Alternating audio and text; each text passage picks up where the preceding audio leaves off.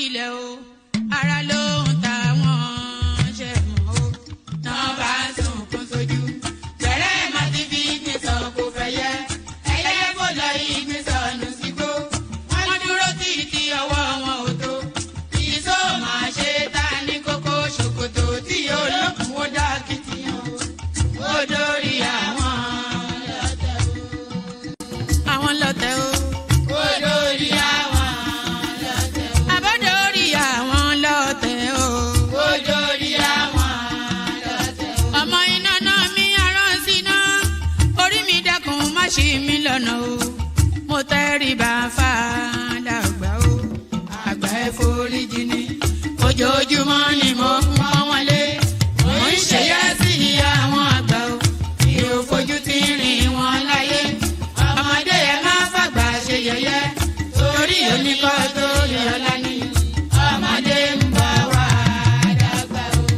Màmá ń bọ̀ wá dàgbà o. Ọmọdé ń bọ̀ wá dàgbà o. Wọ́n máa ń bọ̀ wá dàgbà o. Ọmọdé ń bọ̀ wá dàgbà o. Ọmọdé ń bọ̀ wá dàgbà o. Ọmọdé ń bọ̀ wá dàgbà o. Bọ́lájú kòkòrò bá pẹran nígbó tó bá fúnra ẹ̀ pín ló dára jù o. Kọ̀wé mi á jẹ́ dàgbà o. Èyí mo rí màrò ẹ̀fọ́ gbogbo náà ní ilé ayé. Sùúrù ní ṣẹ́gun ohun gbogbo. Ẹ má ṣèké mo ní ẹ má dalẹ̀. Ẹ má forí orí ìkìlọ̀ ló jẹ́. Ẹ̀yin forí wórí yìí yóò ṣàbàmọ̀ o. Àwa ò ní ṣàbàmọ̀ láyé o. Nílé ayé o. Àwa ò ní ṣàbàmọ̀ láyé. Àwa ò ní ṣàbàmọ̀ láyé. Àwa ò ní ṣàbàmọ̀ láyé. Dẹ́bìtọ̀ rẹ̀ àtàrà ilé o. Àwa ò ní ṣàbàmọ̀ láyé. Àwa ò ní ṣàbàmọ̀ láyé. Àwa ò ní ṣàbàmọ̀ láyé. Wọ́n gbọ́ pé ọjà tán nílùú Ṣókótó. Wọ́n múra wọn sáré kárù sọ́kọ̀ o. Àyàn ọmọ ògbóògùn wo. Wọn ò béèrè lọ́wọ́ orí. Orí lọ́mọ mẹ́wàá lọ ìyàwó. Ohun tí ẹ wá lọ sí Ṣókótó. Ohun rẹ̀ lápò Ṣókótó mo sọ. Àkúnlẹ̀yàn ọmọ ẹ̀dá láyé. Kò lè yí padà mo ń tẹnu mọ́ o. Olórí làlábàrò. Orí làlábàrò. Olórí làlábàrò. Mo lórí làlábàrò. Olórí làlábàrò. Orí mi gbé mi níjà o. Olórí làlábàrò. Làlábàrò. Olórí làlábàrò. Oríjà jogun ìkànnì wọn rí. Má fi wá fàyè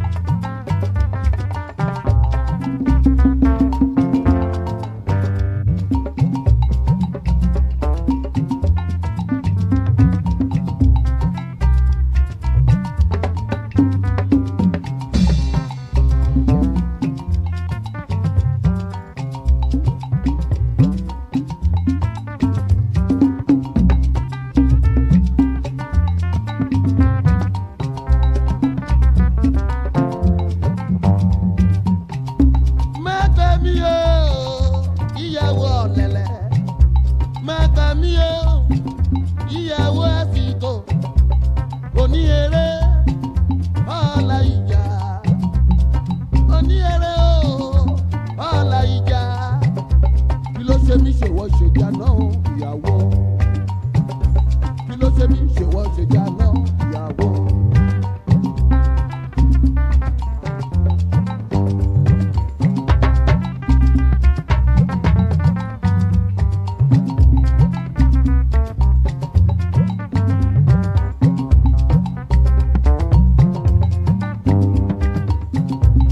Abu bàbá ọkọ, abu màmá ọkọ. Bó bá ń bá kan sọ̀rọ̀, awú bí búrẹ́dì omi. Amọ́kọ̀ lójú táyé, bẹ́ẹ̀ni kọ́kọ́ ò jẹ́ nǹkankan. Bọ́kọ̀ bá ń bá sọ̀rọ̀ ẹ̀dùn lọ́wọ́ àníbọ̀dá ìpanumọ́. Bọ́kọ̀ bá ń bá sọ̀rọ̀ ẹ̀dùn lọ́wọ́ àníbọ̀dá ìpanudé.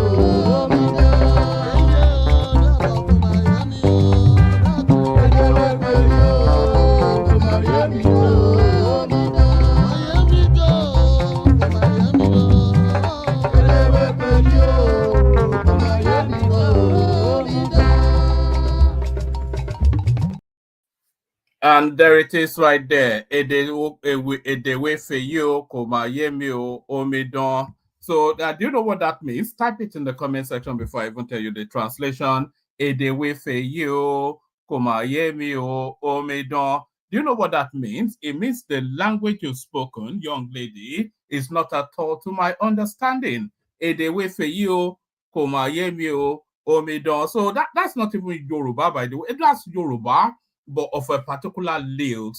That's Ondo Yoruba right there. A struggle to understand it. Even to the best of minds, a struggle to understand it. The way for you, so Edewe Feyo. So hopefully the Ede that I am saying is to your understanding. So there it is. Good to see you, Derek. Good to see you. We are global. Good to see you, gentlemen, and more people coming in. Please say hello in the comment section. Also, so we get all the niceties out of the way. So now, the poster on your screen, of course, the campaign were embarked upon. The freedom of a Jele Speaks, held in incarceration, haven't already perfected the terms of his bail conditions. We will not wear it and we will not have it. We are insistent that the draconian evil empire, that is the TINUBU administration, holding this young innocent man in incarceration, we insist, we demand, we compel that he must be released. Hashtag free Jele Speaks. So hashtag that any and everywhere you go on social media, so we beat some sense into the evil empire that is the TINUBU administration. So there it is right there. You know, I feel, you have to excuse me, but I feel a little bit more of a snippet of that. You know, if you want to ask me who my all-time favorite Nigerian artists are, this guy would not be far off the top of the list. I'm not quite sure. Between him, who else do I like? I probably really like him. Of course, Fela Kuti. Who doesn't like Fela Kuti? But that's too easy. But in terms of the Yoruba genre, or the Yoruba music, I think this guy probably is the only one that actually he has real talent. The raspiness of his voice and the resonance of the wording and the article and the rhythmicness of how he delivers it is unique and peculiar. Never seen before, never seen since.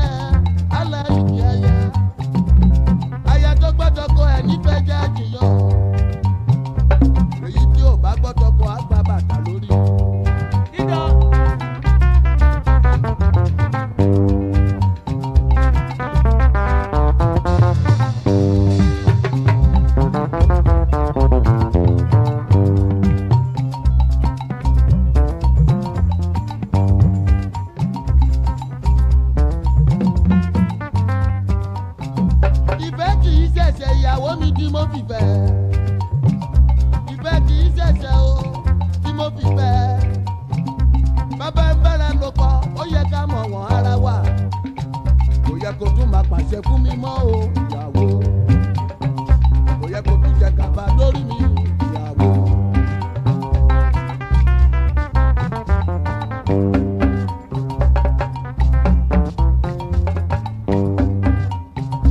wọ́n rí ẹni jókòtò wọ́n rí ẹni kàlàbà wọ́n rí ẹ lóyìnbó wọ́n rí ẹ lágége èmi ò jókòó àtúnlá ìjẹ̀bú wọ́n rí ẹ ní ìbíní wọ́n rí ẹ ní ìbàdàn ìrì wẹ́rẹ́wẹ́rẹ́ tòmírì yìí kò máa tẹ́ mi lọ́rùn o ìrì wẹ́rẹ́wẹ́rẹ́ tòmírì yìí kò máa tẹ́ mi lọ́rùn wọ́n bá ń bọ́kọ̀ sọ̀rọ̀ awú bí búrẹ́dì omi wọ́n ń bọ́kọ̀ sọ̀rọ̀ awú bí búrẹ́dì omi a máa mọ́jú táyé bí ojú egbére irú eléyìí kò máa tọ́ sí ìyàwó ilé.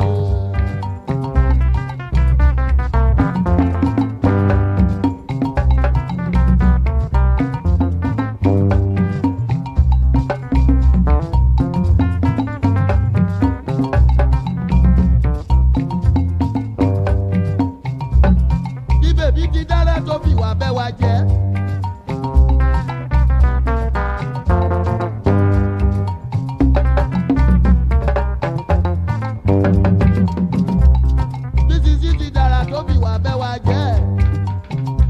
ọmọ dára kò máa dẹ níwà ó alákọ̀rí ọmọ dára kò máa dẹ níwà abúnibí ẹni láyìn èdè wẹ́pẹ́ yìí ó kò máa yé mi tó èdè wẹ́pẹ́ yìí ó kò máa yé mi tó omi dán rárá ó lọ.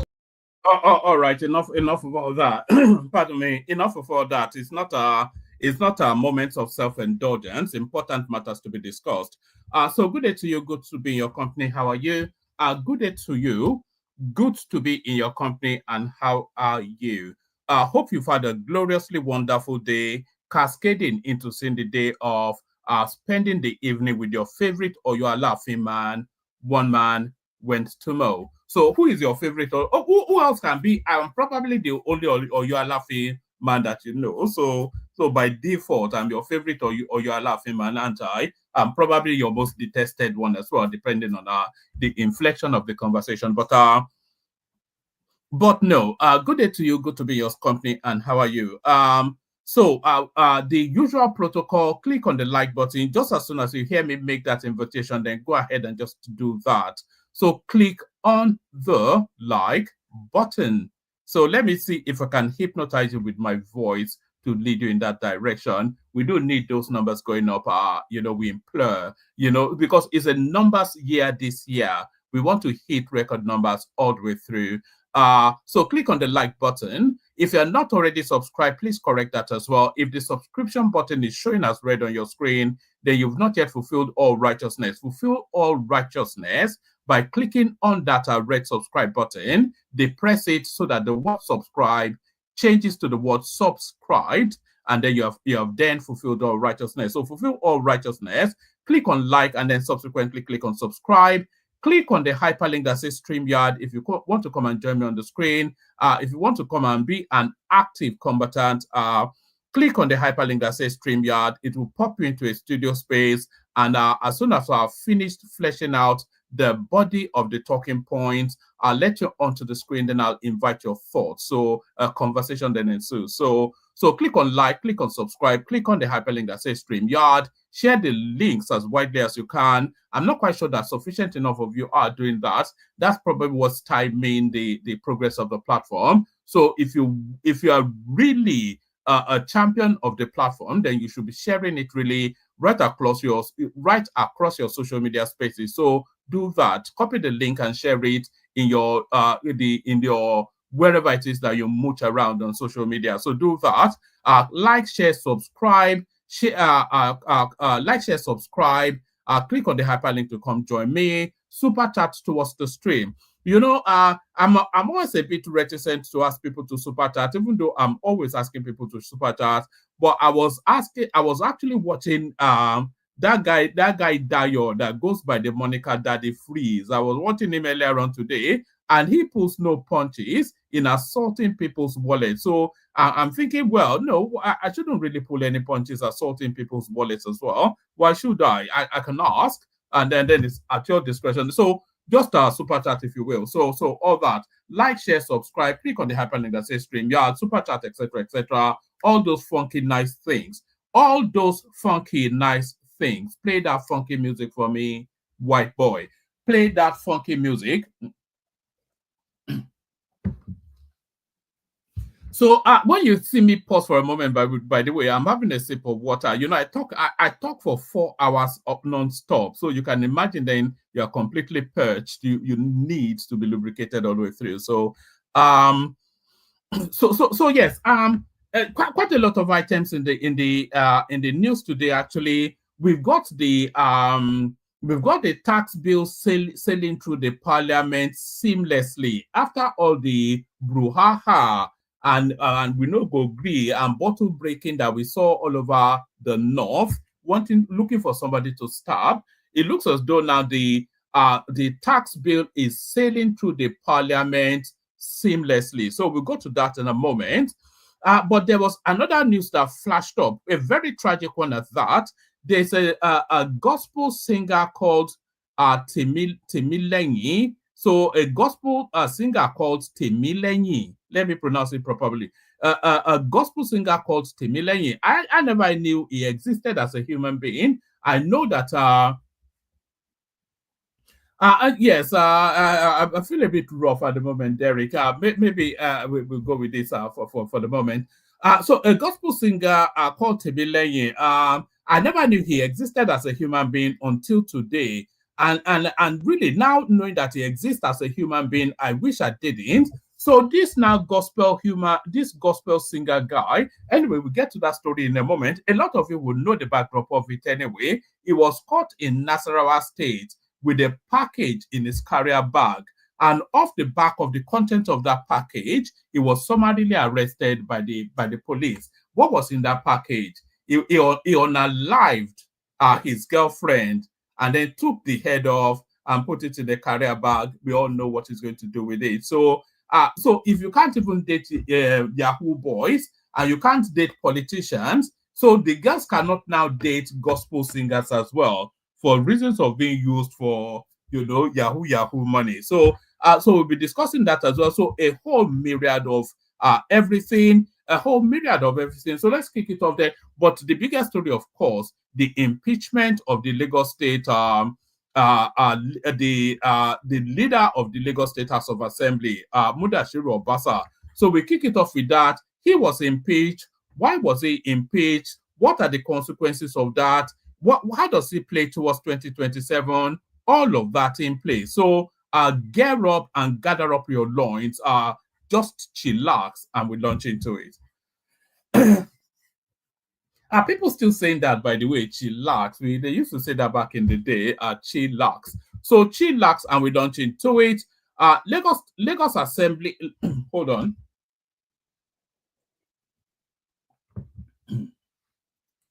Lagos Assembly impeaches Speaker, elects deputy as replacement.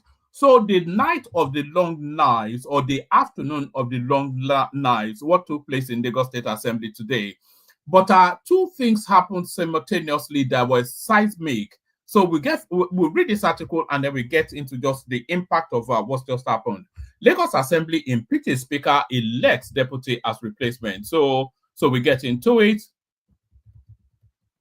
The Lagos State House of Assembly has impeached its Speaker, Mr. Mudashiru Obasa. The House impeached Obasa at an emergency plenary in Ikeja on Monday.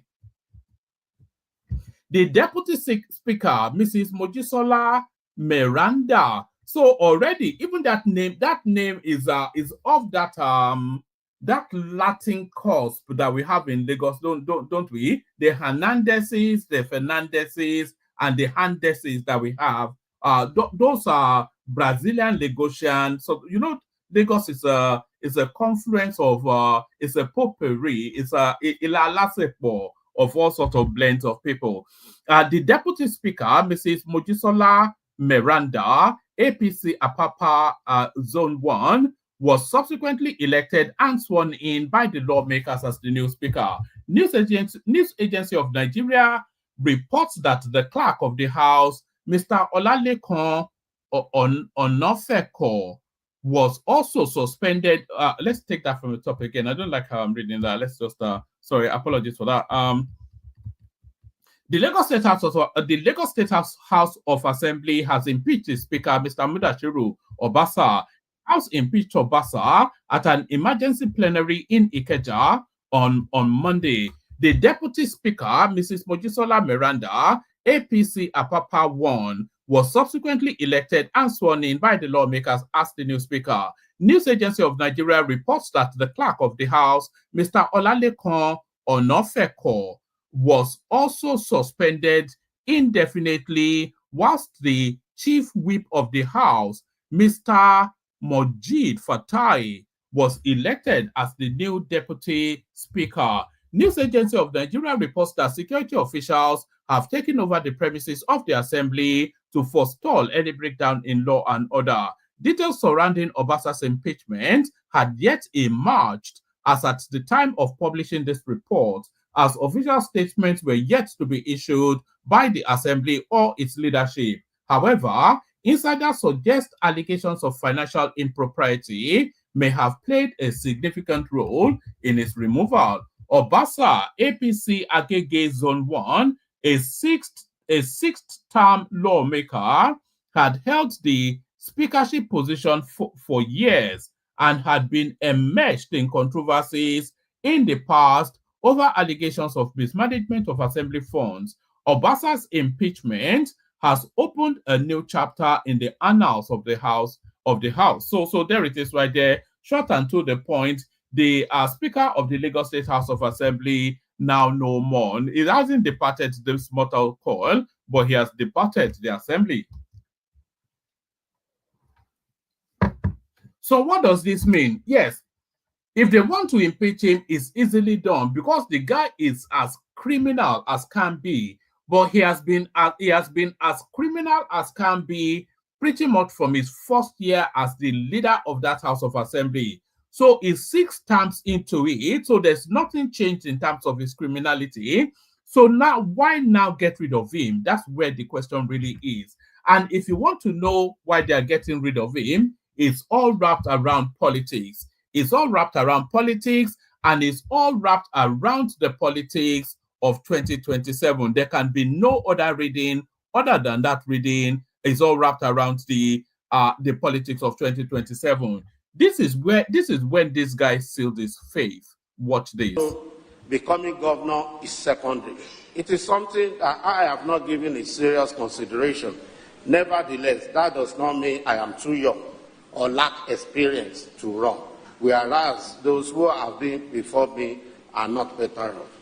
In addition, it is also important to correct the impression from naysayers who have been insinuating that I made payment to seek for blood relation in Ojo to validate my candidacy to run as governor. Of course, I have never denied the fact that I am Obasa, but rather I've never claimed to be related. So there it is right there. I suspect that it was that particular video, that particular output there that sealed his faith. So he's indicating then in that clip that he has the ambition of succeeding Sanwo-Olu, so he needed to go. So they cleared the deck of the back of that. But the other thing that struck actually is so he, you cannot have vacuum in power. So it's a case of the king is dead, long lives the king. So at least that's what tradition would have. The king is dead, long lives the king. So as soon as it was gotten rid of, very swiftly, somebody else appointed to take his position. That is the woman there taking her oath of office. So this is a seminal moment in time. So this image that you're seeing on your screen right there, that moment right there marks a seminal moment in time. A seminal moment in time. So the person you are seeing raising up her hand there, we had her name just a moment ago. Yes, the person you are seeing raising up her hand there, I want to make sure I get the name right, is Mrs. Mojisola Miranda, APC 1. So So she's the first, as far as I know, and I think I may well be right, she's the first female speaker of the Lagos State House of Assembly. So a seminal moment in time. So two impactful things took place today within the Lagos State space. The long-standing speaker, 6 years and a bit, he's been in that office, summarily removed, and then a new speaker, a female for the first time, elected then, appointed then to fill that vacuum. So that's what's happened in Lagos State, but there's a lot more to it than that, as you can imagine. A lot more to it than that. So let's go on from there. We'll read about 3-4 articles on that space, and then we'll move it along.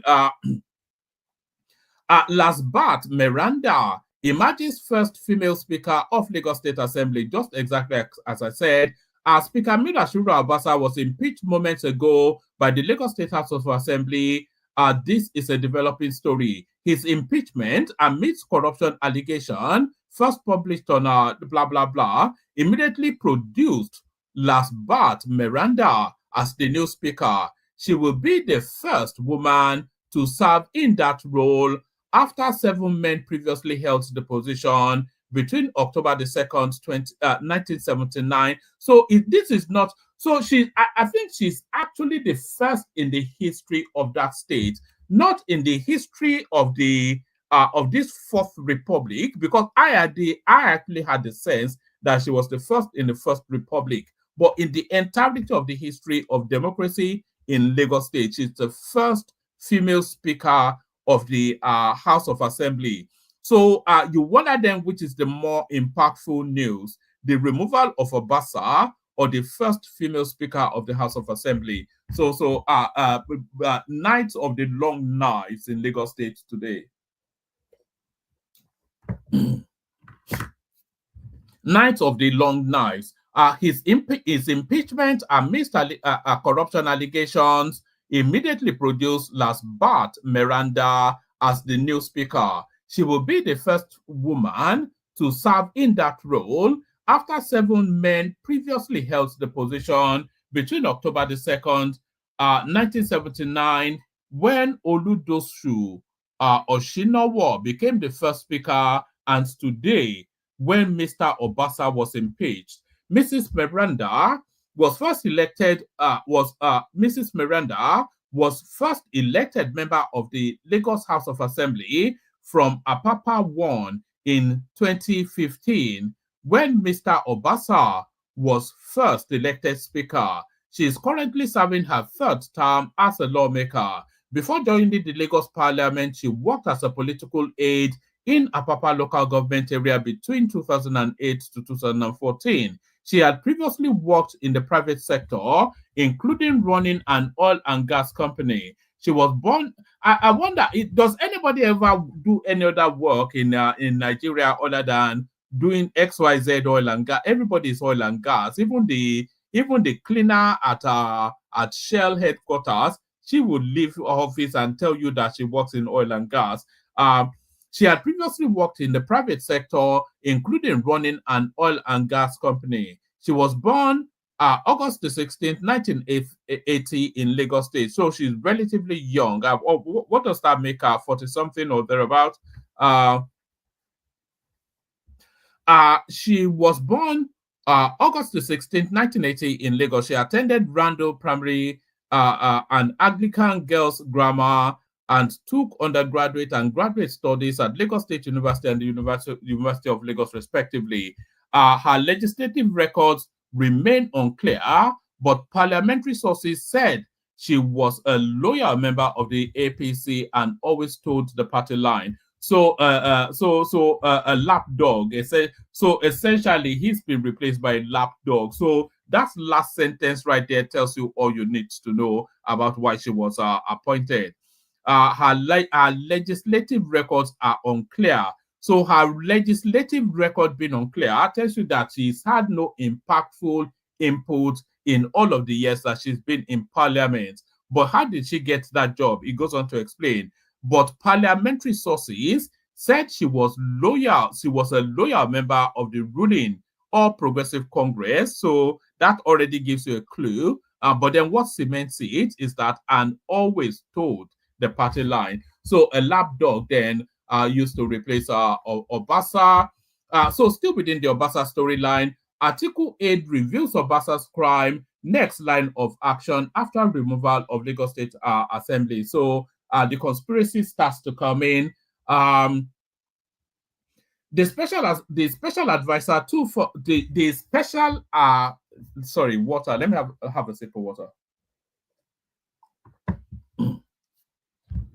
The special assistant to former Vice President Atiku Abubakar on digital media strategy, Ademola Olanrewaju, has claimed that Mudashiru Obasa was impeached as the Speaker of the Lagos State House of Assembly because he dared to nurse a political ambition. So I think you can concede that. I think that's pretty obvious. Olanrewaju claimed that the offense that led to Obasa's removal from office was not financial mismanagement, as widely claimed, but rather a clash of political interest. So the financial mismanagement is not untrue, but that is not the primary reason he was removed, because he has always financially This was a guy that spent $1 billion, $1 billion naira to, or was it $500 million to build a gate, not the whole assembly, but a gate at the assembly. So he's always been a thief. So that cannot be the central reason. So the central reason, as Articles 8 is saying there, has to be political. Olanrewaju claimed the offense that led to Obasa's removal from office was not financial mismanagement as widely claimed, but rather a clash of political interest. He also submitted that following his removal from the speakership position, Obasa would henceforth keep his mouth shut and accept his fate as an ordinary floor member in the Lagos State House of Assembly, because the All Progressive Congress APC is a cult. So there's every reason to believe that this is exactly what will happen. Because if he doesn't keep quiet, if he wants to make too much noise, they will just have him arrested. There's so much to arrest him over, cultism, unaliving people, stealing money, just general. There's so much to arrest him over.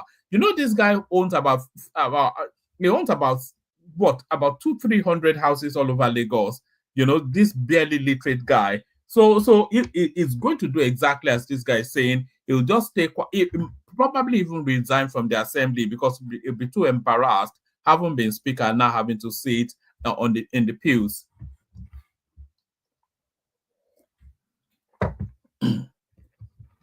He also submitted that following his removal from the speakership position, Obasa would henceforth keep his mouth shut and accept his fate as an ordinary floor member in the Lagos State House of Assembly, because the All Progressive Congress APC is a cult. Articles 8 made the submission in a post via his X handle on Monday, shortly after Obasa was impeached as Speaker of Lagos State House of Assembly. He wrote, "As Speaker, Obasa's crime was not financial malfeasance, which the echelons of the APC are all complicit in. It was for daring to nurse and pursue a political ambition." I did play you the clip that damned him. Sadly, he will slink back into being a floor member and henceforth keep his mouth shut because APC Lagos is a cult. Correspondent celeb report. So yes, I agree with that. Almost in totality, actually. Still staying there, Shehu Sani weighs in, list 5 possible reasons behind Obasa's impeachment as Lagos Speaker. We don't need 5 reasons. We already know why. Let's just go to the reasons. Let's go to where he starts to speak.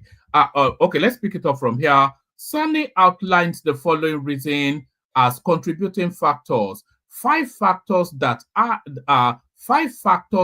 can lead to the impeachment of a Speaker of a state assembly, experience from 1999, when there is a strong suspicion that the Speaker is plotting political impeachment. So that can be a reason. He cannot plot the impeachment of Sanwo-Olu. It's just impossible. Sanwo-Olu is active, is working, is well loved by people and is too powerful for him anyway. So that's not it.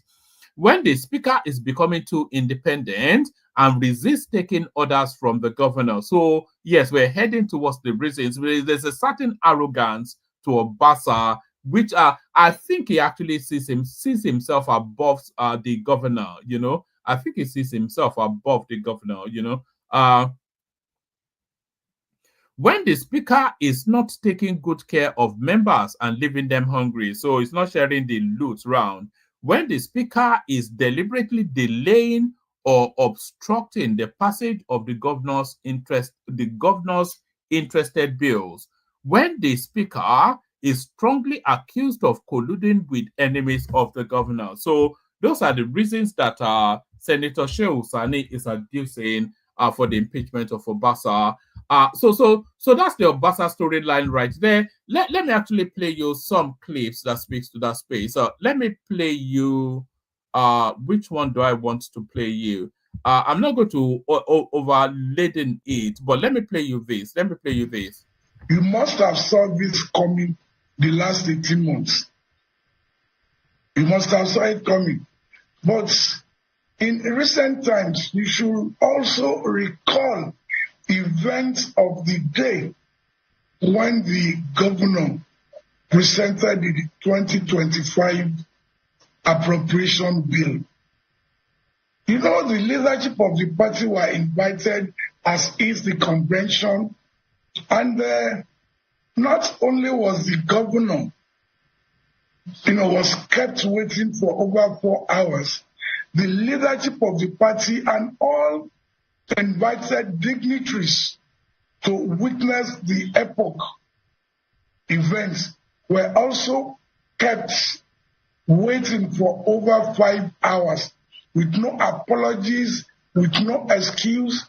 And when Honorable Mudashiru came into the chambers, courtesies too were not extended to anyone. Rather, it was a situation or an event of letting people know that I am the emperor here. And if you remember the story of Ali Baba and the 40 thieves, you will begin to ask yourself exactly what is happening. You begin to raise questions amongst the 39 members that exactly what is happening. You should also remember their mode of dressing, which was nothing short of saying, we want you to know. We call the shot here. And I want you to know, the leadership of the party, that I am in charge. And I am the emperor, the gatekeeper of Lagos. So with that, you should have seen it coming. And exactly that is what happened today. I think it was late in coming, but it was never too late. We understand there was a point that a vote of confidence was imposed on the Speaker, Mudashiru Obasa, that 30-something or so members actually affirmed that he is their leader. And that was late last year. All of the members except him, today voted him out. We understand that there are orders from the top that since late last year, that when they resume this year, their first agenda is the removal of Obasa. Did you hear that, Mr. Oki? Well, let me start by saying or responding to that we are in a democracy. And that our style of democracy is also something that a lot of Nigerians are yet to fully understand. A lot of us still look at our politics as if we're still in the First Republic with the Westminster system of government or parliamentary process. We are in a democratic dispensation where we've all agreed and resolved to adopt the American presidential system of government. Having said that, you need to understand that the parliament has a very considerable degree of independence, but and it's a big but. They all belong to different constituencies with a political firmament. They all have their leaders, both local and at the state level. So when you have issues like this, it becomes necessary for leaders to sit down and speak with their constituency representatives. All right. So that's enough of that. So that's enough of that. But there was one thing that guy said that was, it wasn't even that guy, it was Sheung. He said every single member of that assembly voted for the impeachment, of course, with the exception of the person being impeached. So when did we last see that? We last saw that then when Sanwo-Olu, not Sanwo-Olu, when Ambode was denied a second term, when universally 90% of the people that were casting the vote, 90-something% of the people that were casting the vote, cast the vote to have him removed. So these are orders from the above. There is something called the GAC in Lagos. So forget Sanwo-Olu, forget Tinubu, the people who actually run Lagos State are shadowy figures known as the GAC. But who are they? This shadowy figure then that run our most preeminent state, who are they? They are these. It's even much higher. It's about 50%. Again, what I wanted to bring to bear, and I'll allow Mr. Oki to also explain, Lagos State APC is one of the most organized political setup in Nigeria. Of course. In fact, they have what they call the GAC, the Governor's Advisory Council.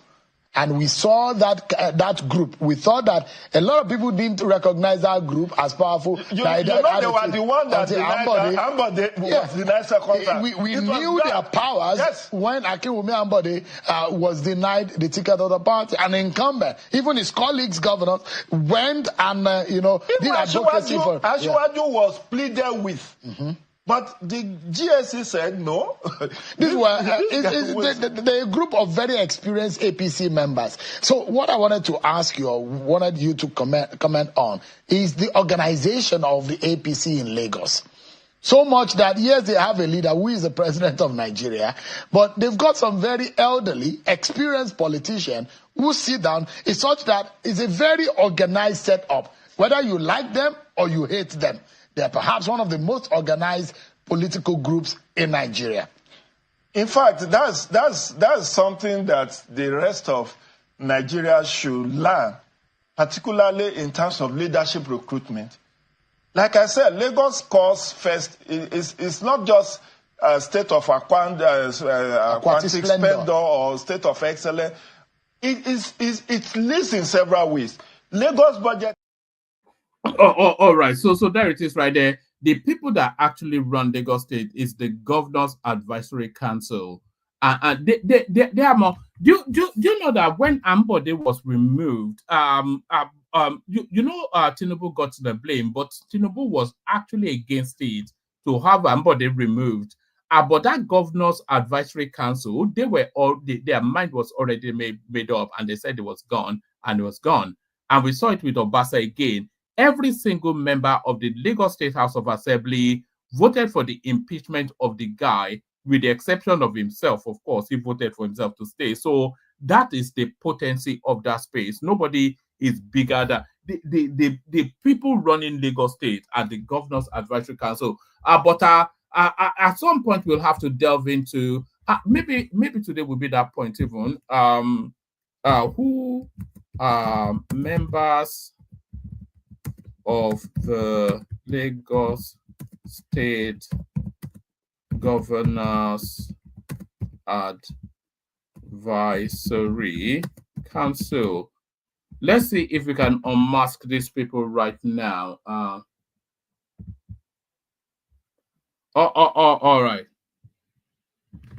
Let's see if we can unmask them. So I think we may be able to unmask them, actually, the people that actually run Lagos State. Are we able to unmask them? Sorry, give me 1 second.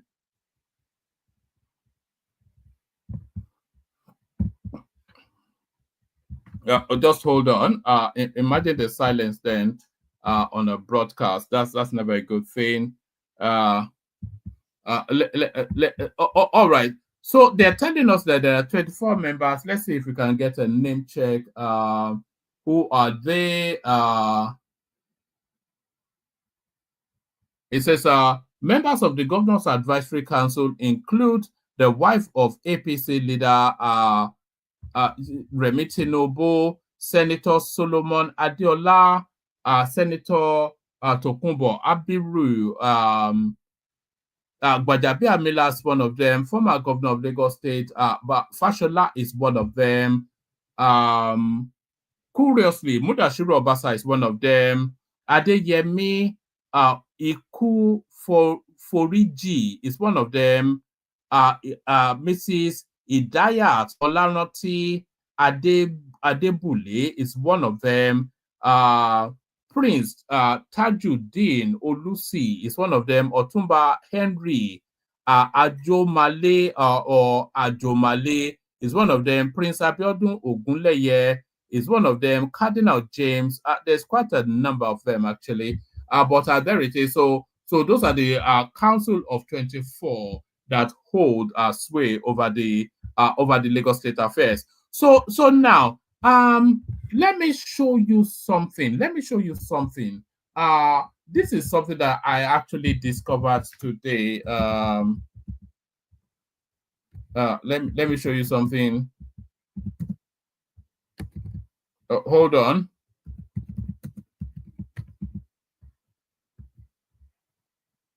Just hold on right there. So let me show you something. Let me show you something. Just stay right there.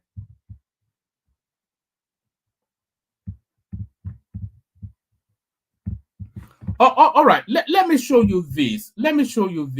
So the story starts from here. And actually, let me not start the story from here. Let me not start the story from here. Let me start the story from here. So one of the emerging exciting voices within Nigerian gospel singing is a guy called TIMILEYIN. And here is a sample of him at work.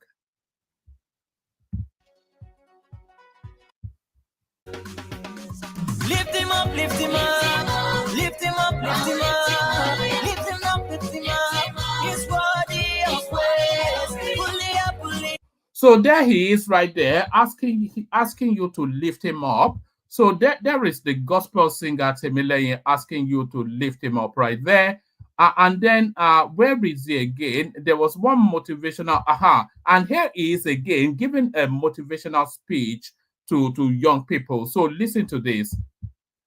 The issue with some of you is that you keep praying for destiny helpers, someone to come and help you. You believe that there's someone somewhere that's been destined to help you, to bring you out of your predicament. And that is the problem. That is the main problem. All through your childhood, it's actually an indoctrination from childhood. Your parents actually believed in that and they passed it on to you. So this has somehow shaped your mindset, and your mindset affects your reality. You, all through your childhood, your parents have been taking you to church. Prayer point has been raised. Oh Lord, send me my destiny helper, send me my destiny helper. And that is the problem. There's no destiny helper anywhere. You are your own destiny helper. There's nobody coming to help you. You are your own savior. Okay, I'm not actually saying like 100% entirely there's nobody coming to help you. But what I'm trying to say is life is 100% your responsibility. So you can't keep waiting for someone to come from somewhere to come help you. You are the help that you need. If anybody's going to help you, let me just say they're just going to do maybe 2% of helping you. The rest is up to you. What I'm trying to say is that life is up to you. Life is your responsibility. The earlier you understand this, the better for you. So there he is right there. So that's an artist called TIMILEYIN that was just telling you then that you have to take charge of your own destiny. So a gospel singer as well. So you say that's an important and a notable advice. But now, this guy now, TIMILEYIN, what's happened to him since?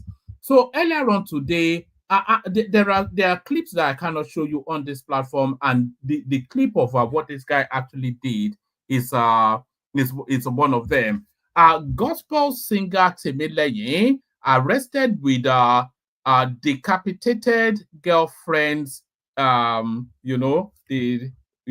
of they say yes, well, head really. So let me just say it. Girlfriend, Nigerian gospel singer TIMILEYIN arrested with decapitated girlfriend's head. Oluwatimileyin Ajayi, a Nigerian gospel singer, has been arrested with the severed head of a lady simply identified as his girlfriend. The gospel singer was said to have been arrested by the police close to a church on Sunday, January the 12th. Confirming his arrest, the spokesperson for the Federal Capital Territory Police Command, Josephine Ede, said the singer was not nabbed in Abuja, as was widely claimed. According to Ede, the singer was arrested in Nasarawa, which has boundaries with the FCT. She said, to clarify, the incident above did not occur in the Federal Capital Territory FCT, but in Nasarawa State. We kindly urge everyone to ensure accuracy in reports for better public understanding. So out of everything that has happened is the confusion between Nasarawa and Abuja that seems to agitate the mind of this policewoman. On Monday, the social media space went agog with reports of the gospel singer who was caught with a nylon bag containing the severed head of his supposed girlfriend. Social media users and eyewitness accounts said flies were following the singer with the nylon bag, which he was carrying, thus drawing people's attention to the content of the bag. It was at that instant that a passerby stopped him and found out that the bag he carried contained fresh human, head. Here, let's just say it. I'm just being mindful that I don't trigger YouTube. They raised an alarm, tied him down until the police arrived and picked up the gospel singer. So there it is right there. So they said you shouldn't date Yahoo boys. They said you shouldn't date politicians, but it looks as though now you can't even date a preacher man. So this is one of the formal stories agitating the Nigerian social media space. So let's take commentaries on that and then we move on. All right, may God continue to protect us and our families. Now only God knows in our hand we did, because the kind of evil things that happen nowadays, I just don't know. So this beautiful lady on my screen she was unalive by her boyfriend. They found her boyfriend, the boyfriend carry her head for inside bag. And when they come find out, this was yesterday, they can't go check in house, they can't see her body for in house, but they carry her head inside bag. Now this boyfriend now, no be saying a Yahoo boy. That's what is crazy.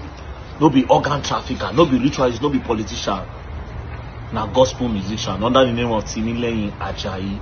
Now I'm really curious. Wetin gospel musician they use person head say they do when done the date for over a year now? The story I cannot even comprehend. Like how? Usually if things happen like we say, okay, now you're born a politician, but a gospel musician, that means we need to really be careful about everybody that is around us, because it can come from anybody at any time. Anybody at any time. Now to the policeman, get one the policeman will actually catch the guy. Let me play small video.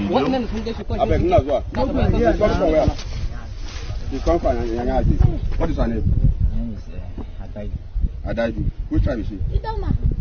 Adaju. Well, for how long have you been together? Like a year. Like a year.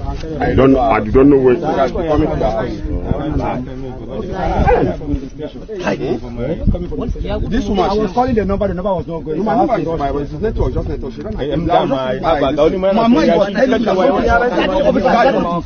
My mom was just telling me that somebody is just. I just stopped a car. That is like I just stopped a car and I stopped when Yahoo boy was the part of the human being doing it that he wanted to give me 100 million. I refused. That was what my mind was. It's as if I'm just dreaming. Wow, I didn't even know there are policemen like this. To think that he was offered 100 million, according to him, he said the guy told him he was going to give me 100 million so that he would keep quiet. To think he had 100 million and then he kept and then he exposed it. I don't even know say policemen like this day. So people like this policemen now, we suppose congratulate them, we suppose hail them, make people see say yes, we still get policemen. We're good. Because 80-90% of police, if they see this kind of crime, they go collect that money. Even though the guy no look like say he get money, they will first take the offer, then watch how the guy want to bring out. So I beg this policeman, I wish if you reach out to me, you understand, at least we'll carry some kind of thing, just give you, to encourage you to continue this kind of good work for Nigeria. May God continue to protect all of us. May God continue to protect all of us. That's the only thing I can say. But again, for this gospel musician, I am still curious. What does he need it for? Is it going to make your music sweeter? Is it going to make you have more money? Do you understand? Do you plan on not becoming a gospel musician, or it will make you blow bigger? Because imagine say you can't do this kind of thing finish now. So this one now go dey inside church, you go dey lay hand for people body, you go dey pray, dey kabash, people go dey sing, you go blow breeze, this one healing. You no go know where the power they come from. Because that devil power they activate pass. Devil power activate pass God normally. God will first check, okay, are you worth it or not? Devil will quickly give it to you. He will quickly give it to you. Ha! No, they protect ourselves from.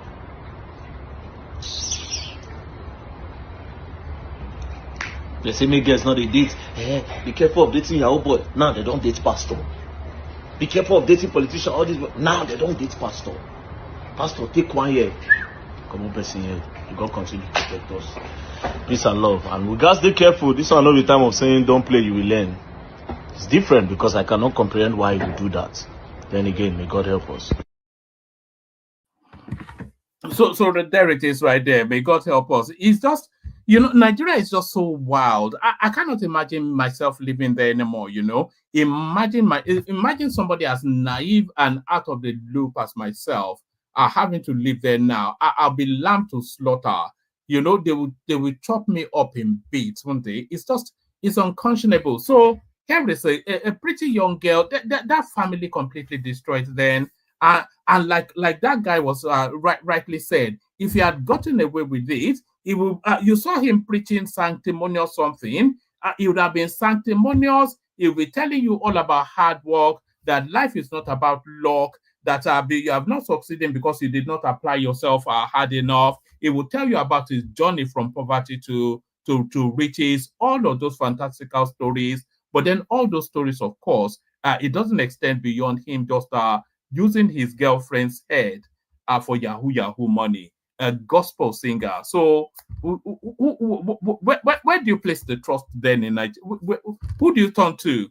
That country is dead and gone. Will the last person that leaves Nigeria please switch the lights off? Because there's nothing happening there anymore. Unbelievable stuff. So that's what's agitating social media. The other thing causing excitement, coast clear for tax reform bills in Senate. Abba Moro, Zach Adedeji. So it looks as though that whirlwind explanation, something that Zach has been doing, it looks as though now there's no room, there's no legitimate argument left that stops this thing, because all of the dog whistles that they were trying to whistle to ethnic jingoism has been stymied with our explanations. Coast clear for tax reform bills in Senate. Abba Moro, Zach Adedeji. So let's whiz through this. Strong indications have emerged that the tax reform bills presently before the Senate and House of Representatives will be passed by the lawmakers. I thought the Northerners were telling us heavens will fall before that bill passes. Speaking yesterday to journalists after a meeting with the federal government, the minority leader and chairman of the ad hoc committee set up by the Senate in December last year for the required interface with the federal government on gray areas in some of the provisions of the proposed tax reform, Senator Abba Moro, PDP, Benue South, said the public hearing on the tax reform bills will soon be held and presented for passage for third reading. So after third reading, then all that is left then is presidential assent. And you know how swiftly TINUBU will sign that. Moro spoke after over 2 hours of closed-door session with his committee. Moro spoke after 2 hours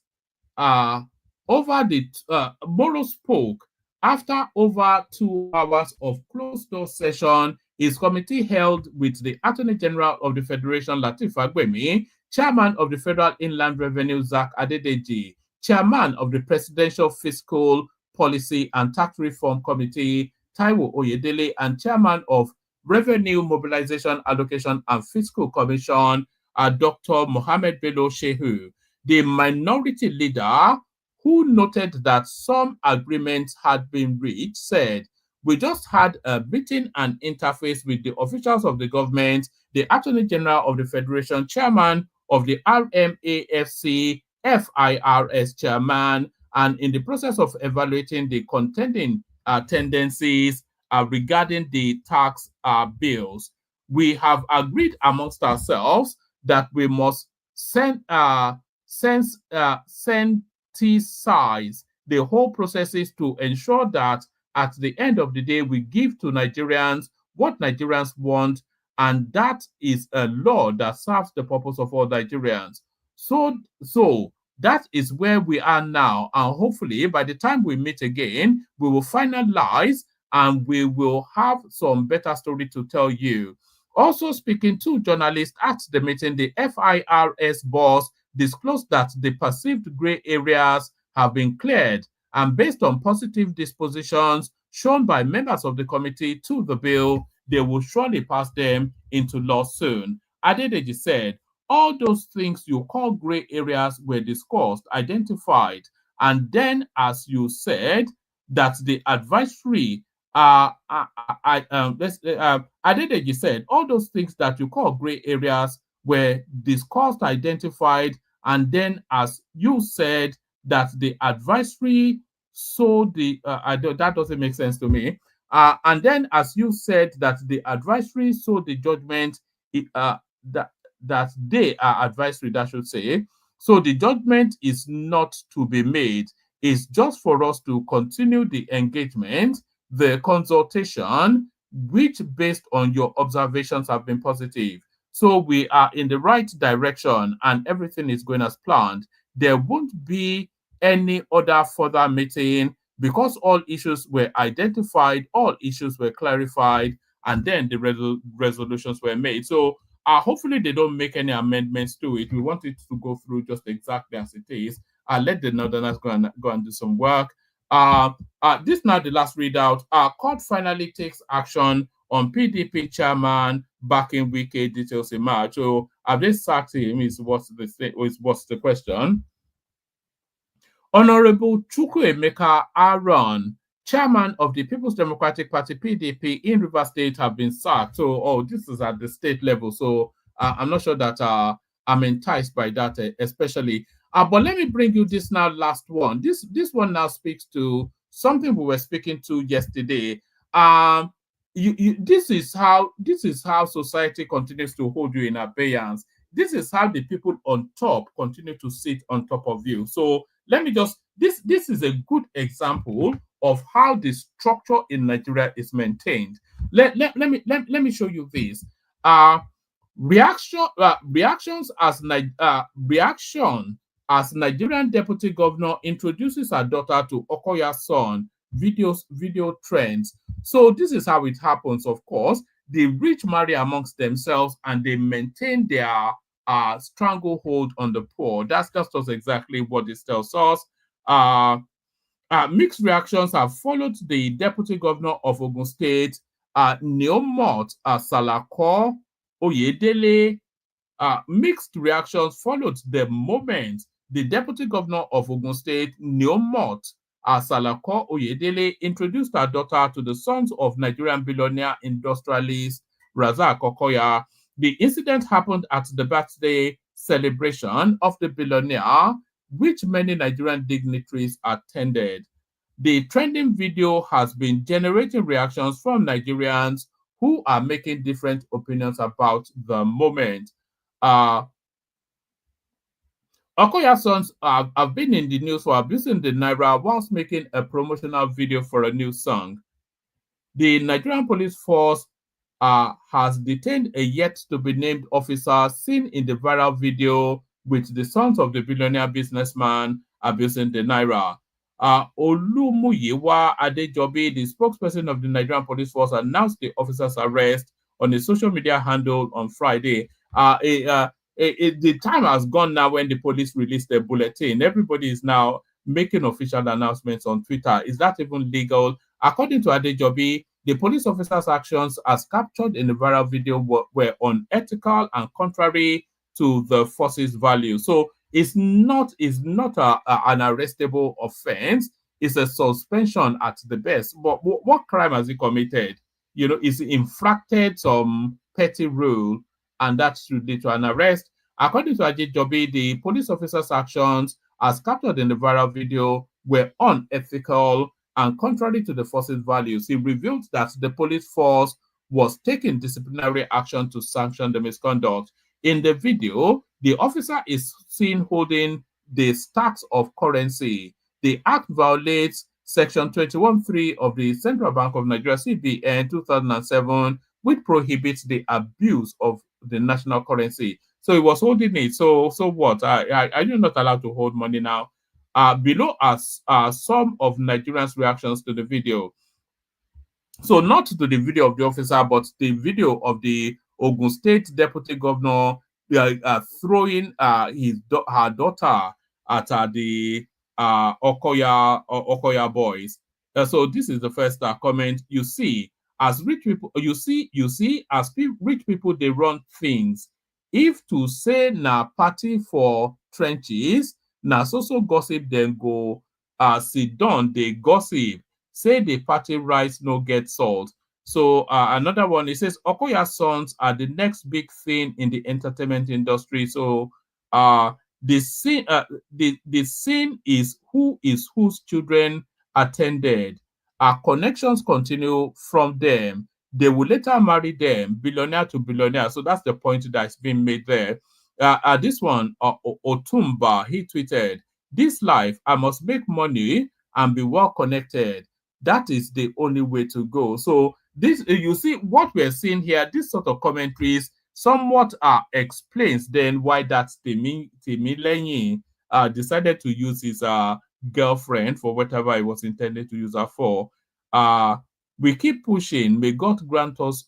May God grant all our hustle. So there it is. So let me show you the clip then that's generated this much hoo-ha. Let me show you the clip. It's only 23 seconds. So here it is right here. There is in a moment you see the Deputy Governor of Ogun State throwing her daughter at the Okoya boys.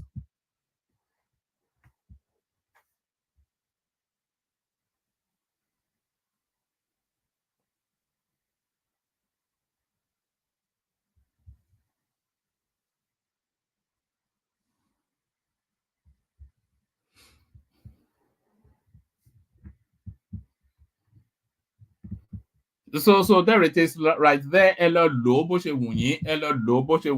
have been the words there that she may well have uttered. Ella Lobo.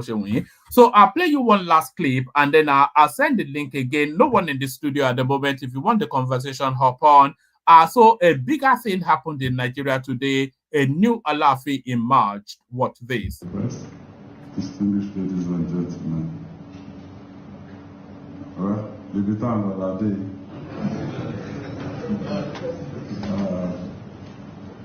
This is it's not a day for long speeches because the coronation proper. Actually, Oyo State ayé agbo ọ̀run gan-an.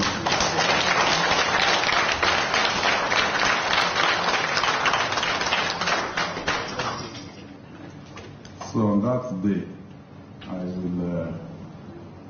I will talk.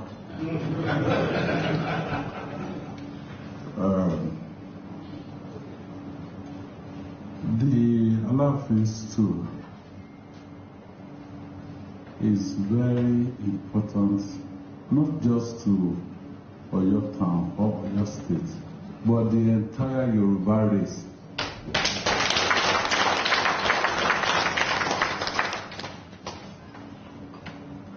So, under my watch, I made it very clear that that stool is not for sale. It is not a stool for us to toy with.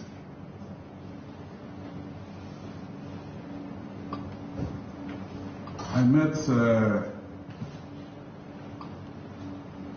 Prince for the first time in my life yesterday.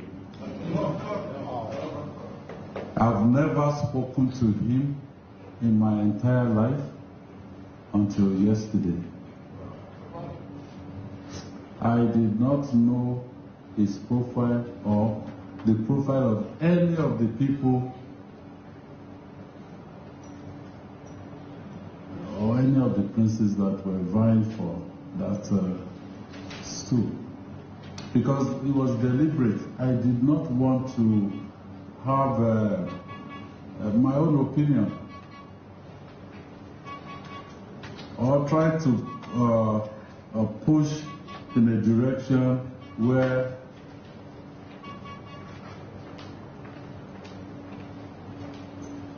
about to gba fóònù bàbá ẹ̀ tó bá jẹ́ pé kò ṣe pé kábíyèsí wà díjòkó.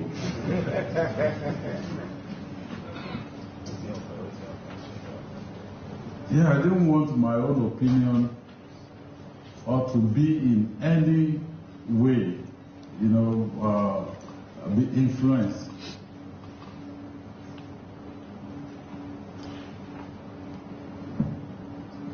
Let me say this clearly. When we came into government in 2019, we had challenges with the traditional institution in Ibadan land. It has been resolved to everybody's satisfaction. When it was time for us to approve the selection of Okere, some people came to me and said, this is our friend. The current Okere is APC. I said, it doesn't mean anything to me, whether you're PDP or APC or here in this chamber. I see people, those are people that have been before me. My own picture will also go there very soon.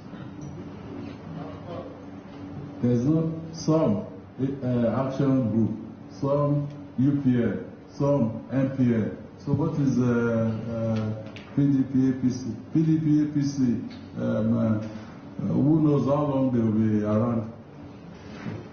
So why should the decision be based on a political consideration? So I approved the selection of Shaki Kingmakers. And I always say to people, when don't kill yourself over politicians, because we see ourselves in the dark. We'll go to each other's houses. So people who came and said, maybe it was political consideration. No. Politics, electioneering is a game. We all play just like the Ayo. It's only when you've been elected that governance is a serious business, because you take decisions that will affect millions of people. You take decisions that may be life or death for some people. So we will not play politics with governance.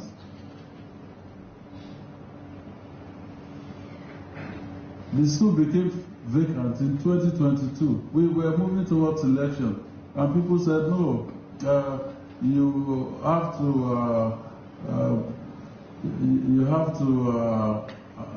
approve the appointment of Alaafin, otherwise Oyo people will not vote for you. I said, okay, let Oyo people not vote for me. I will do what is right. But Oyo voted for me massively.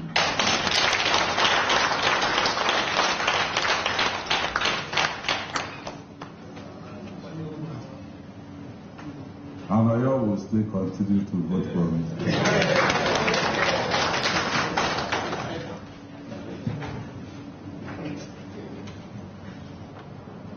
So let me once again congratulate. Let me also say this briefly. Those that are still hell-bent on destabilizing our traditional institution in Oyo, the government is not letting them. We will prosecute them. The money they collected, they will still be prosecuted. Well, except that they go to KBC and the next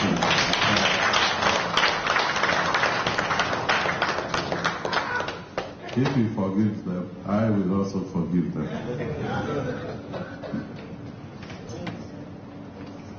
So the coronation proper will be in 4 weeks. But today, I will hand over the certificate and also the staff of office. So from today, we have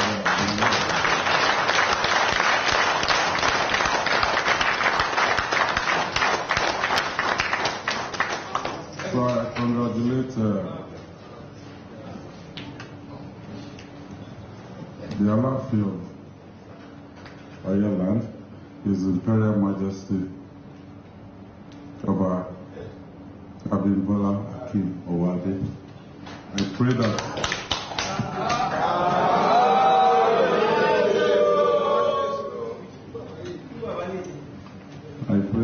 that your reign shall bring unity to Yoruba race, wherever they may be around the world. I pray to also bring progress, development to Oyo land and Oyo State and Yoruba race in general. KBC.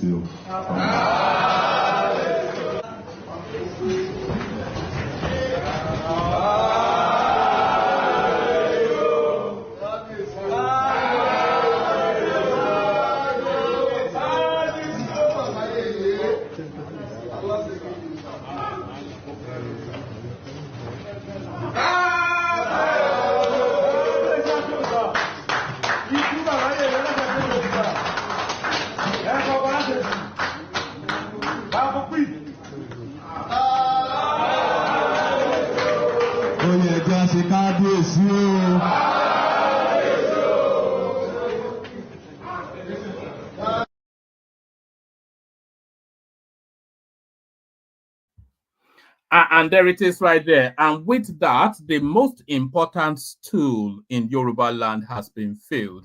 And there it is. So that just little ceremony right there. Officially now we have an Alaafin of Oyo. Is a staff of office presented to him by the functionary of state. So there it is right there. A new Alaafin of Oyo. So I expect that every single person then at that moment in time will be saying KBC, Kabiyesi, a new Alaafin for your in situation. So I mean that's not all I have, but I think I've held you in abeyance for long enough. I'll play the Kegite music. The link to the studio is in the comment section. Anybody that wants to jump on, jump on. If you want to come the conversation, it is a participatory sport, as I said. We'll play the Kegite music and then we'll see if anyone turns up. Only water, where they see ma. Water, only water, where they see ma.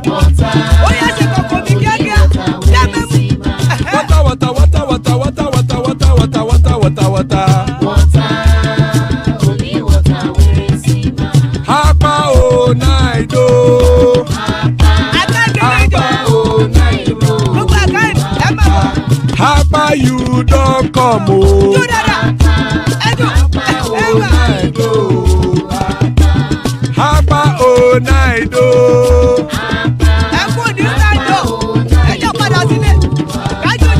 Oro kẹ̀kẹ́ ẹlẹ́mù yé o. Ilé sọ́dí kẹ̀kẹ́ ẹlẹ́mù ré o.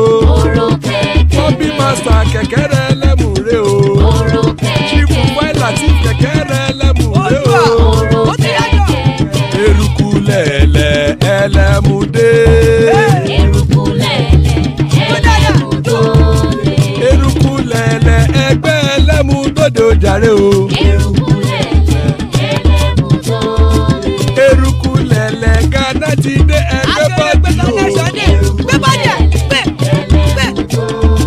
Ọmọ ẹlẹ́yẹ ẹyẹ o ó dilé o. Olúyẹ̀lá ẹyẹ o ó dilé o. Petrosonana ẹyẹ o ó dilé o. Petrosodunke ẹyẹ rẹ ó dilé o. Ẹlẹ́kọ̀ ọ̀run mú ìní o.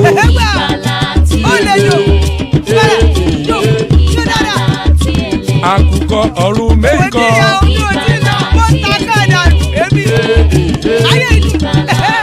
Ikú kò ní ríwà gbéṣe o.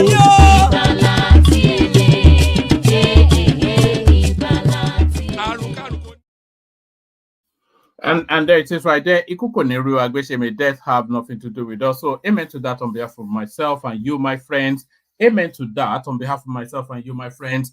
If you are not already subscribed, please do. We need to push numbers up. So if the subscription button is showing on your screen as red, then click on it to turn it gray. So change the word subscribe to subscribe. We need numbers. So help us out with the subscription if you are not already subscribed. And we're experiencing unusually heavy traffic on the Twitter space, on the X space as well. If you're not following on X and you're watching, please follow. We live stream every single day. So click on like, click on subscribe, and do the equivalent on whichever platform you're watching us from. So Facebook, Twitter, X, YouTube. So just click on the follow. So joining us at Ekene. So always a delight when Ekene is here. Baba to come and give us perspective of what's going on in Lagos.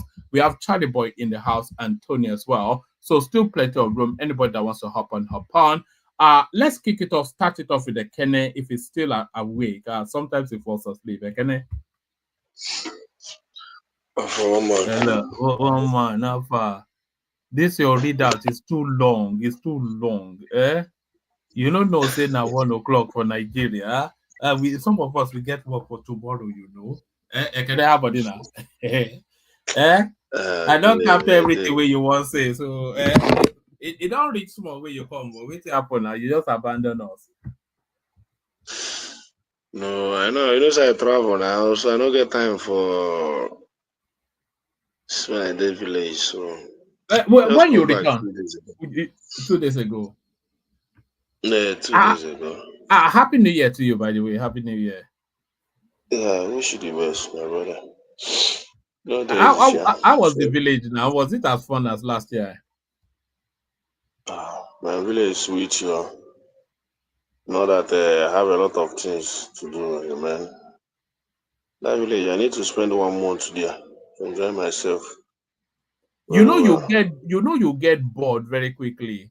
You know, because that holiday something, it doesn't carry through all the way. You'll be surprised just how quickly you get bored after a while. Yeah, that is it.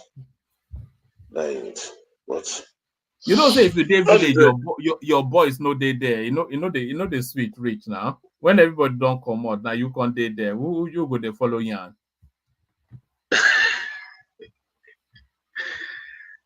Hey, forget. Village they even speak better than us, most of them. Hey, can you have Happy New Year to you, Kedu? Tony Africa. Oh, Garanya. Tony the Great. Oh, Garanya. Yeah, the weather. The weather won't kill me. I tell you, because no snow in Germany, no snow. You guys are lucky. No snow, and then it's so cold. Cold wind. Minus. It's crazy.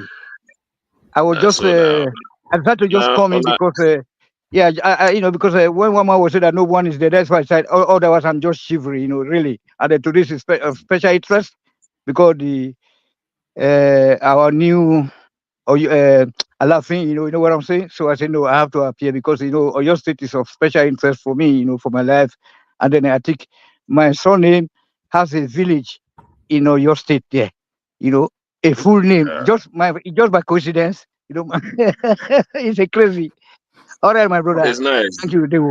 They will not to hear your voice, Nice to hear your voice, sir. All right, thank you, Tony. So, can I catch us up with where you are? What are you looking at? There's so much. Are you following the story of this singer? Did you hear it? The one that took his girlfriend's. Honestly, I saw that was the first thing I saw today in the news. God, and they showed the girl's head as well. It was quite something, wasn't it? So that is it. The problem with the society today we are living in, a lot of pressure. People really want to make it by all means, but it's very bad. Men, guys need to be contented. Honestly speaking, that's lack of contentment, and man, I don't know what to say. Just greediness and lack of contentment. That's the cause of it. You know what shocked me? It wasn't your usual standard Yahoo boy. It's a gospel singer. So who do you trust? If you can't even trust the gospels, then who do you trust exactly? That one self, I be the worst self. I don't know who to trust again. You just need to be careful, one man. Honestly speaking. Since I have not really followed the Nigerian politics, I just read some things. But when I saw the impeachment of Obasa, I know that 2027 is at the corner. There's no two ways about it. So, and the game has just started. I think the guy implicated himself too early. He wouldn't have come out too early to express his ambition. Especially when TINUBU has interest. Somebody told me that TINUBU will be the president of this country. I doubted him. It happened. The same person told me that TINUBU's son will be the governor of Lagos State. I think he was joking, but I don't think he's joking. I think it's already happening. So Obasa didn't play too well. His ambition got into him, and he couldn't hold his ambition back. He just have to voice it out, and they need to play the game with him. So the impeachment is just for them to get him out of the way.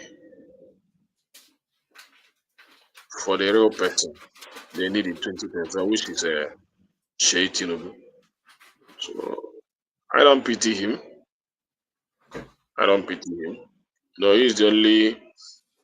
He has spent a lot of time in that speakership in Lagos State, and most of the bill that people think is against the Igbo.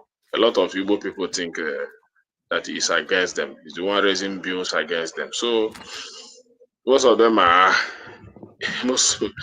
Many of them are even happy that he was impeached, so that you don't think you used Igbo people are your problem.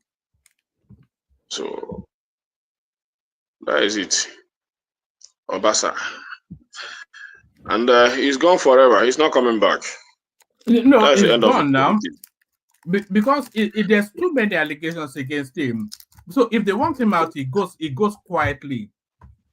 That guy has been rooting for so long that he has no leg to stand on. But like you said, I keep saying to people that TINUBU is in play for that governorship, but people are saying to me that it doesn't look good for TINUBU to push that. But you know, if I was a betting man, I'll put my money on that guy being the next governor of Lagos State. If TINUBU is not governor in 2027, when he is going to be the governor, this is the opportunity for him to be the governor of Lagos State, because his father is at the federal level.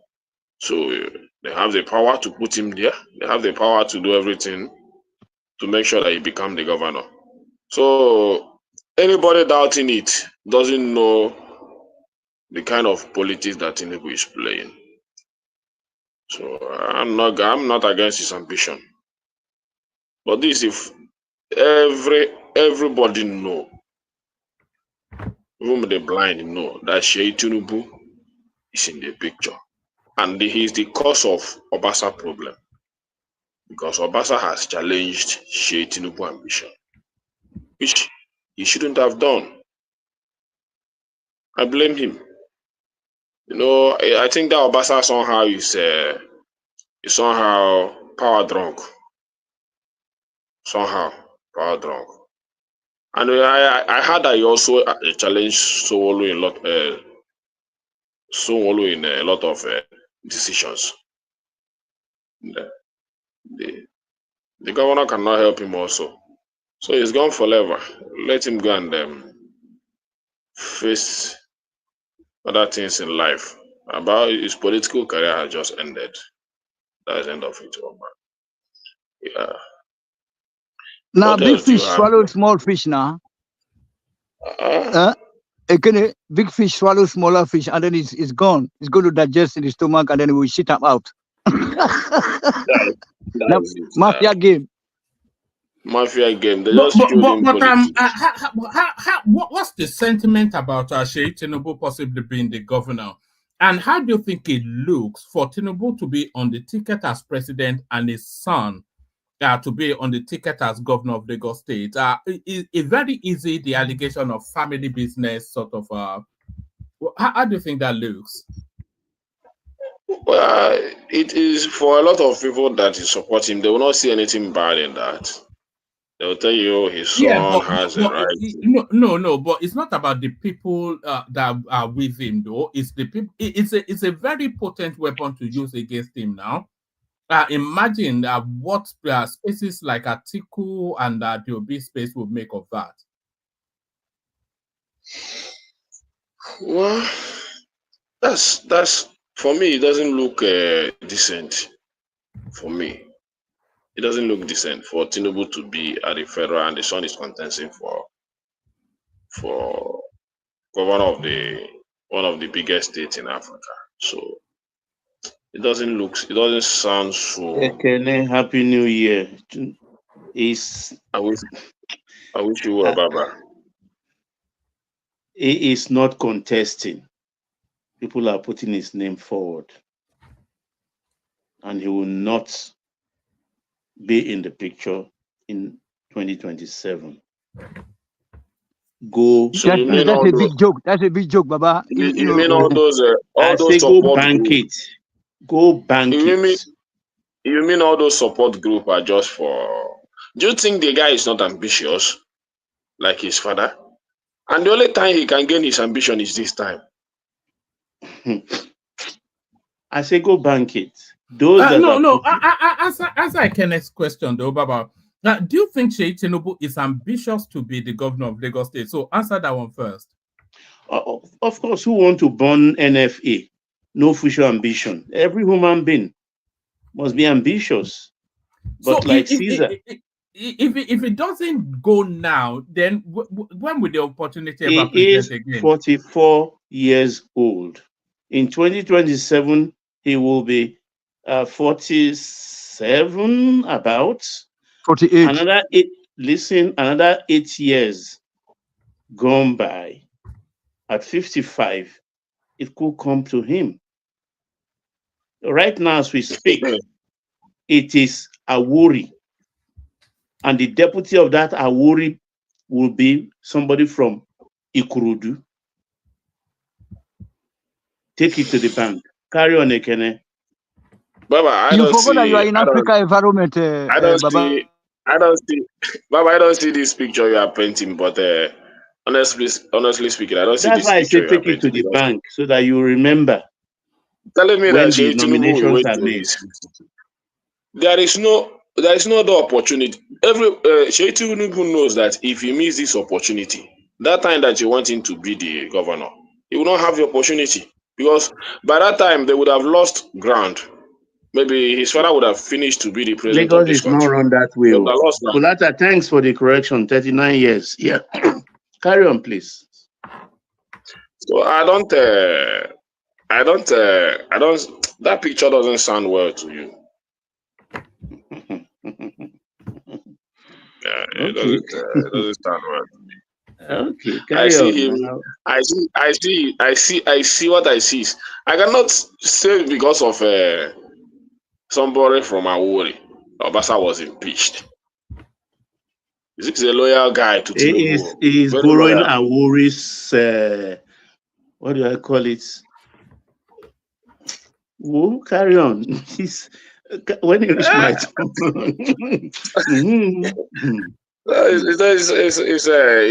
don't see because of Awori guy, Obasa was impeached. You cannot tell me that.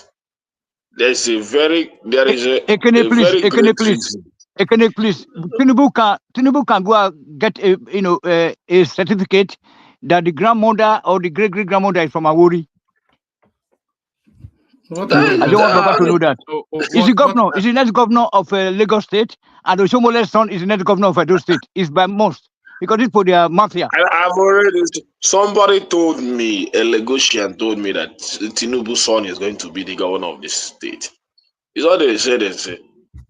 So, but I will wait. And just like Baba said, it's just what we are assuming in. But for me, 2023 politics has started. And both at the federal and the state, it has started. Just like people saying that Tinubu needs time and all that. You people are just seeing it. 2027 politics has started. It has started. Only a fool will know that, will think that, they've cleared him. Look how swiftly. Do you know that when they impeached him, every single person in that assembly voted to impeach him? Do you know the one person that voted not to impeach him? Do you know who that is? No. Himself. Only himself voted for himself. Every single person there. So it was brutal. So 2027 has begun. Man. He didn't show up. Well, according to the readout, that's what the readout said, But no, 2027 has started, though, it's, But Baba forgot to do that the politics of USA, Germany versus Nigeria, Oyato. You know that? I'm talking politics of West, not even Lagos. No, I tell you Oyato, because this is Africa. These are mafia. Not like in the USA or in Germany that we can be talking like that. But Oyato now. This is the next governor. Is the next governor, but it's by all means, by water, by fire. I don't know how they call him, man. God keep us alive. Jesus the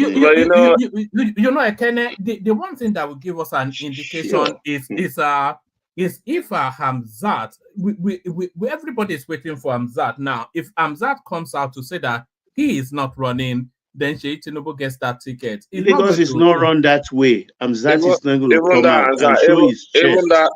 Listen to the silence. Listen to the silence. That Hamzat, I don't see him as a as a problem to Sheyi Tinubu. He's not a politician.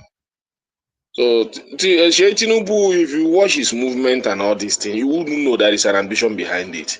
So I don't know what to explain about what to say about this. It's an automatic ticket. He has been selling himself aggressively since his father became president. That is it. So why would you be doing all that? You see, He's just a doting son. He's not selling himself. You see, Yule Doshie, son of Pete Doshie, declaring him as the next governor of Lagos State on his own personal tweet. Look, not only that. Wait, new e-money. All those minister, the young boy, minister of youth now. KC, which is E-Money's brother, those are the ones that first went to East. If look, I beg. Yeah, when those guys are commending him as next governor of Lagos State, those young people. So look, what do you want to say again? There are people when they talk, then you know this is Lagos speaking. They just told you about 24. Governors, members of the governors' advisory council. Most of those who even one man mentioned, they are not active members anymore. The Remi TINUBU, Ikufuriji, and they are out of the picture. But there are core 10, 12 that are standing. So leave that in. Leave that in. I know that. Anytime I even hear this topic, Sheyi Tinubu, my spirit they vex. No, Baba, do you want to hear them mention Tinubu? Do you want to hear? No, do you want to hear them mention Tinubu before you know that Tinubu is in charge? I know what I'm talking about. Baba, you're the verse for it, but for me, this is a reality. There's no two ways about it. It's a reality. No, nice. When you people mention it, I don't say I'm vexed for person picking, but the way you people are carrying it as if it's, they vex my spirit. But it's a ticket that excites people, Baba. Yes, it's a politics that people are wanting to know how it goes, what is going to happen. Lagos economy is very delicate. Let me tell you, very delicate economy. It's only those that are groomed that can handle it. Too much debt, too much income to be made. One single mistake, everything will come crashing. Ataria Janoku, not be small boy load. Okay. His time will come. Now you they talk that one, Baba.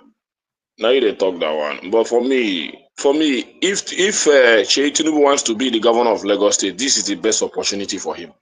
And everybody knows that. If he loses it, if he didn't get it this time around, and it's the first time he will be contesting, and it will be the first time he's winning.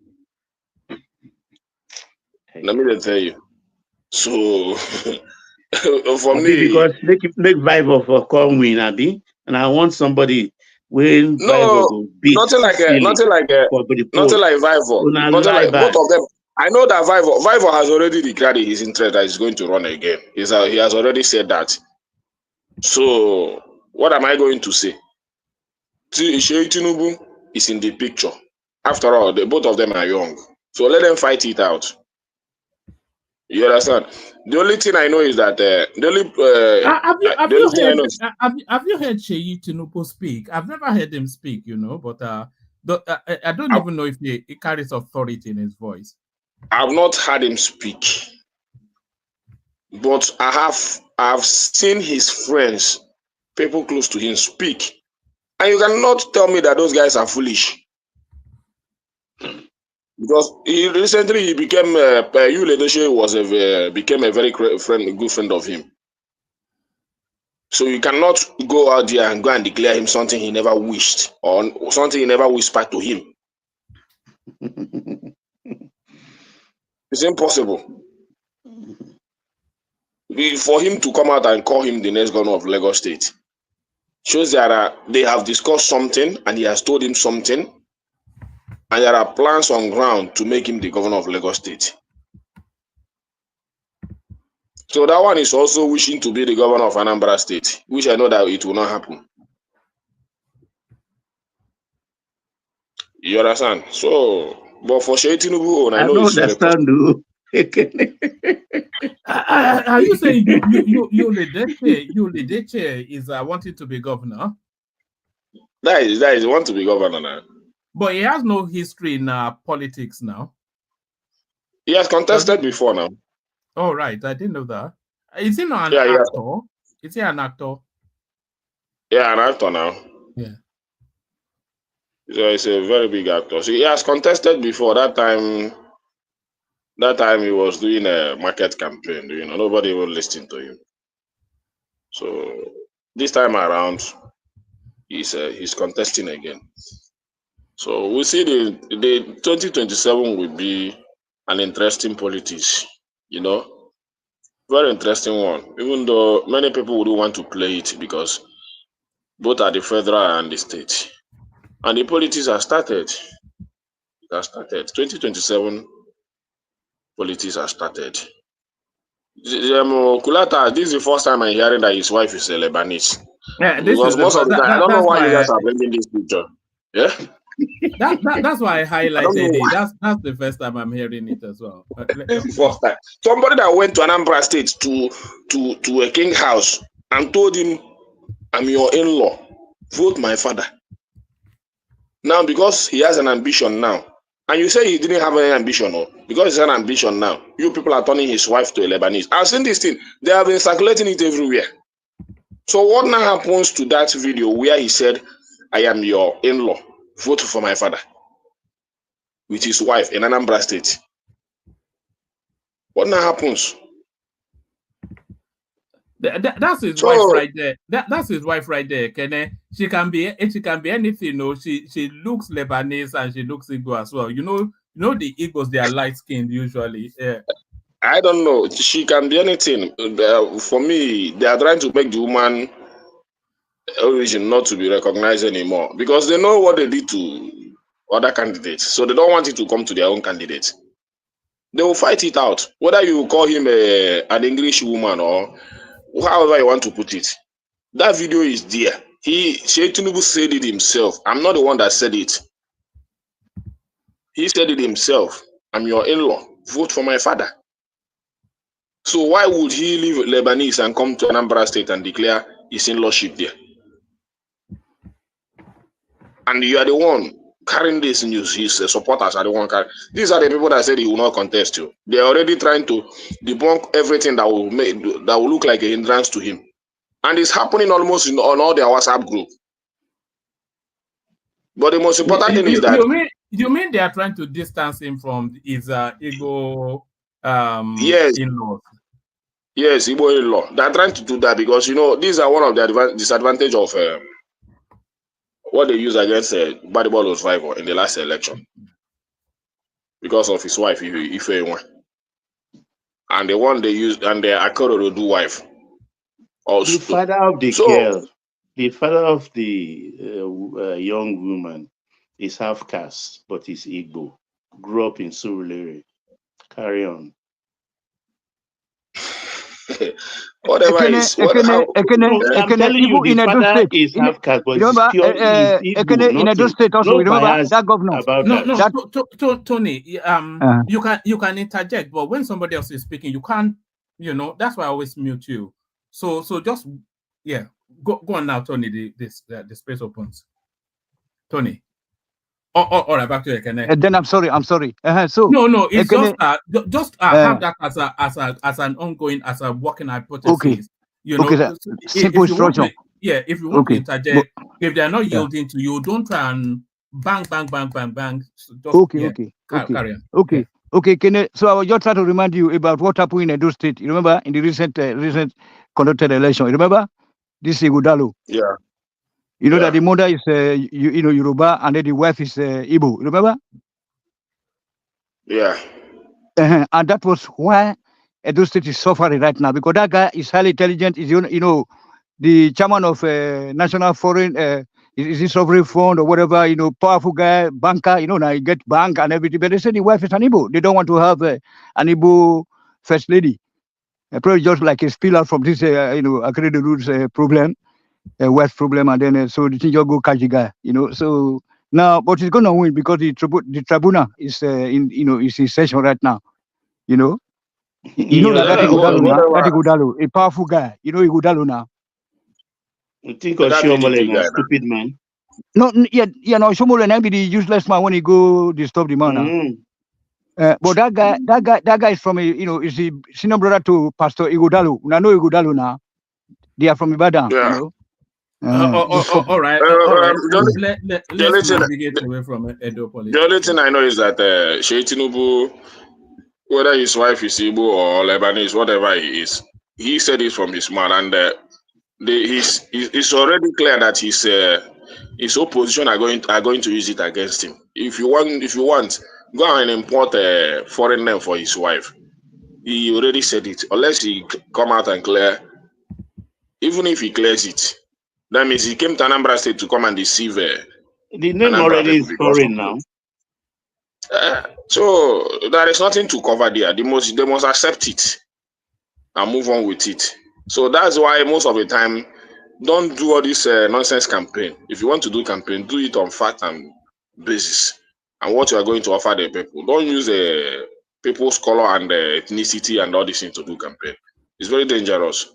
So at the end of the day, I don't want to care. If you like, go and change his profile. Go to any internet, change his profile. I will only believe what TINUBU said.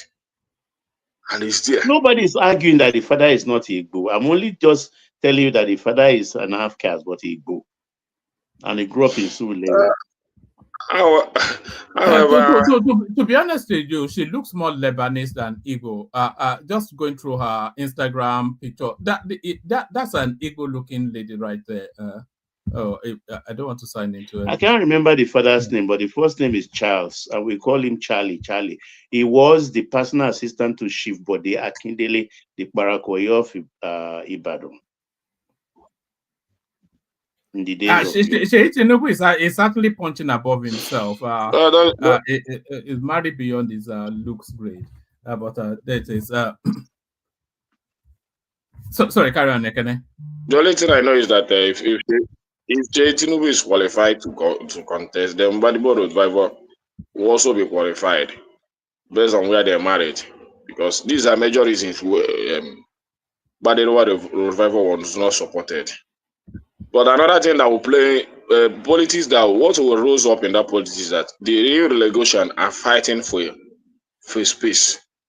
Sorry, hold on, hold on, Nekene. Breaking news. It looks as though the wife may well be Lebanese. It says that TINUBU's son Sheyi hooked by Lebanese bride.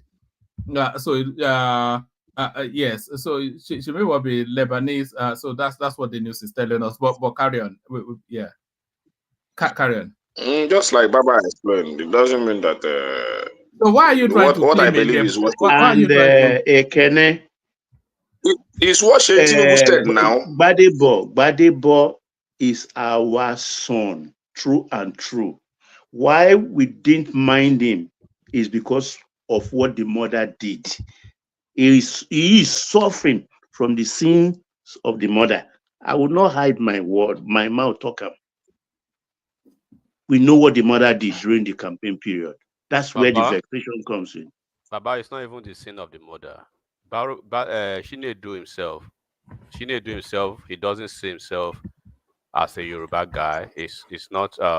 It doesn't really align with the culture, with the tradition, with the values of Yoruba. He says he doesn't think in Yoruba language. He speaks Igbo quite frankly. Fluently. He can't speak a strand of Yoruba language. And do not forget that he has been divorced. The mom and the dad, they are not together again. So while after the divorce, he tilted towards the mom's side, the southeastern part of the mom, and that's why he picked. That's where he picked his wife from. So you cannot compare Sheyi and this guy. But if Sheyi's wife is actually Igbo, right, then the two of them should go to hell. Nobody is gonna support any of them if they are Igbo. But Sheyi is not even running for Enigmatic, thank you. Even at that, what I'm trying to say is that it doesn't remove sonship or Lagosianship from Badebo. He is our son. If Sheyi's wife is Igbo, is confirmed to be Igbo, then the rule stands. Nobody is an exception. So no Igbo wife is coming to Southwest. Period. When was that rule made? When was that rule made? Don't worry, woman. Don't worry. Just do your enigmatic. How far? Even the governor. Yes, it's how far. Enigmatic. Hold on. Sheyi my guy, and I love Sheyi my guy. Even the governor of Oyo State is half Igbo now. He speaks Igbo fluently, and his wife is Igbo as well. That's why he's using the Yoruba wife. You know, he has 2 wives. Even there's a guy in Oyo State now, Biola Adeoye, who Sheyi Makinde is planning is scheming to make him his successor. Right, very young guy. I think he's in his 40s. Very cool, young guy. But they've told him clear. Even that one even went beyond board. He had 2 daughters. One man, you don't even know it. That one had 2 daughters. Those 2 daughters had no single Yoruba name. Right? Oh, so, I remember that. Yeah, yes. It's beautiful. So it is a thing that is going through the Southwest. Like I'm telling you now, we know Sheyi Tinubu is our person, but if it is confirmed that his wife is Igbo, Kushnakao, forget it. So Chioma is going to kill all of now. Chioma will destroy all of now here.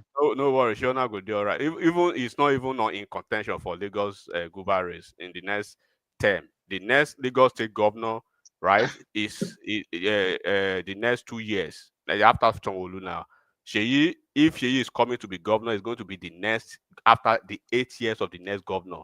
By that time, it's like you were here when I was telling them. So Sheyi, of course, people would do this. 1, because he's this president's son, right? 2, because of the name factor. Then anything he's doing now is just doing it for the future, and his group are doing it for the future. But as it is now, even Gbajabi Amila, that is the chief of staff, it's not clear for him. Even it's not clear for Gbaja, who is the chief of staff, a representative, for speaker, all those things. You are talking of Sheyi. Tinubu is not stupid as a president. While he's still in power, he will make his son the governor of Lagos State. And Lagos State gubernatorial governors, they have succession plan, right? There's a way the Lagos politics is structured. If you are in the House of Assembly, it may be your career for the end of your political career. If you're in the House of Assembly, or if you are going to the House of Rep, that may be your track. If you are going to the Senate, that may be your track. Those people who are going to why did Obasa have to come out to? Why was it? Because everybody knows that Obasa wants to contest by his words and his actions. And like I said, if you listen to just what I just said now, except 3 people, right, from the House of Assembly who has gone from the House of Assembly to the Senate, Mamora 1, the guy they call Pepe who died during the COVID 2, and then the guy Shinlokon, the guy who won Dr. Leshinlokun. He was the one that contested with Dr. Gomez's brother that replaced Remi Tinubu. Now, I think there are just 3 of those people who have gone from the House of Assembly to the Senate. Even for you to go from the House of Assembly to House of Rep, it doesn't work like that. They have a track for you. If your track is the local government chairmanship, you could be there for 30 years. That's where you'll be. If it is House of Rep, that's where you'll be. That's why you see Gbajabi Amila, he never crossed to the Senate, right? That's why you see all this. So where it is structured, and the person who is going to be the next governor of Lagos State, nobody knows except the GAC members and Tinubu. It's like 5 people only knows. Sanwo-Olu doesn't know. The people who are running back and forth now, they don't know. It is the GAC member, and the GAC member, the Tinubu cannot even contend with them. When they say this is what we want, Tinubu will have you either say yes or no. So he can't say no to them. That's how it works. It is structured. So, but Obasa, he knows he's not a Lilliputian in politics. He knows the game very well, but I think I don't know his problem. I wonder if I'm seeing it. That's just what I would do. Raw enigmatic. To Gumba ti poju. If you do too much, they push you. Nton she niye. You know, his problem started with Sanwo-Olu being the governor because hierarchically, right, politically, he believes he has the political seniority than Sanwo-Olu, because when you put it side by side, he started in 99, right, and Sanwo-Olu joined, and then he became SA and SSA, right? So he believes that yes, exactly. So he believes being a local government councillor to the council, to House of Assembly, and he's been 10 years as speaker, 10 years as speaker. So he believes that he has all this. If Lagos State, you can't move where you are not supposed to move. If you move, they will move you, and that's what we just see now. I like that. Lagos State politics. But out of all the names in contention, the one that excites the most is Seyi Tinubu. Just one man, you know the year word. Seyi Tinubu is not in contention. This one man, if you near me, I will slap you. Okay, let me tell you why. One man, I would have loved to drag this issue very well, but for us to drag. Let me tell you why Seyi Tinubu is many people would debunk this. Many people would debunk it. It's not too far. Hold on. It's not too far. Why Seyi Tinubu? Why Seyi Tinubu's name is all over the place? Is because they want you, they want Ekene, they want bloggers, they want Tunde Ednut, all of them to make money, and then after Seyi is not near anything in Lagos State in the next 10 years. Take it, exactly. The next 10 years. It's not near anything in Lagos State in the next 10 years. You know, I put my money on it that he'll get that ticket. I have the feeling, and I'm rarely ever wrong. Very your feeling, one man, do you think that if Seyi Tinubu go to his father request and told him, just like a son to a father, I want to be the governor of Lagos State now. Do you think that Ashwaju will tell him, wait for your time? He won't even. They're not even born now. Where make it stand in front of Ashwaju and talk that nonsense. No, the time when they go neck meeting and all that. That was all those plans. You think there is nothing behind it? And this is the conversation they want people to have. One man, you know, all these things that people don't understand. You see, Ekene is so fixated now, and a lot. When you go to obedient platform now, that is their conversation. When you go to a lot of conversation, people don't understand shit. But I'm telling you, as it is now, as it is in Lagos State, even the Lagos governor, the next governor is not sure for Hamzat. It's not sure for Gbajabiamila, right? The person that I'm thinking maybe is going to be the next governor is going to be from the Ikorodu axis, the Awori axis. And who are those people? Maybe the Senator Abiru or Hamzat. The two of them could slug it out at the end of the day when they decide. But people who are talking about Seyi now, number one, they don't know politics. Number two, they need to get their head checked. Number three, they are having a propaganda, and then the propaganda will soon eclipse in their faces. Seyi is not near anywhere in Lagos State government in the next 10 years. Let me put my voice to that enigmatic Kulata. It is Hamzat. And let me shock you with Deputy Governor Abike Dabiri Erewa. She will be compensated for her painstaking patience in the last 8 years plus. Thank you. You see, Baba, you want. You know you want. I know APC. I know APC government. Tinubu is going to be governor. Let's say the truth. We can't. Well, we know the truth. We can't lie to ourselves. He's talking to be governor of Lagos. That's the truth. Can't deny that. I know APC. Okay, if that is what you guys want, okay, let me just say this. If what is what you guys want, then you want it genuinely, without just being mischievous, amen to it. And so what? Let's go on. Amen. Are you guys okay now? Let me tell you what's going on. Okay. They want to create this boogeyman. So when the boy eventually doesn't run, then they will start patting each other on the back, and they will have made a lot of money playing that boogeyman. It's Larry, you don't go blame me. They work me up too much, particularly one man. I've been telling one man over months now, to stop this Tinubu thing. I even tell you, Gbajabi Amila herself is not going to be the next governor of Lagos. If not because of some forces, Gbajabi Amila would have been kicked out as chief of staff. But Gbajabi Amila is very close to Remi Tinubu, right? If not for that, he would have. If Fashola has given the nod to green light to be the chief of staff, Gbajabi Amila wouldn't be there in the first instance. So there's a way that things are structured. Tinubu is so sophisticated a politician to allow himself, right, to allow his son, biological son, to be the governor of Lagos State while he's the president. He has played. Are you sure it's his biological son? We are being told that it's Ojuku's son.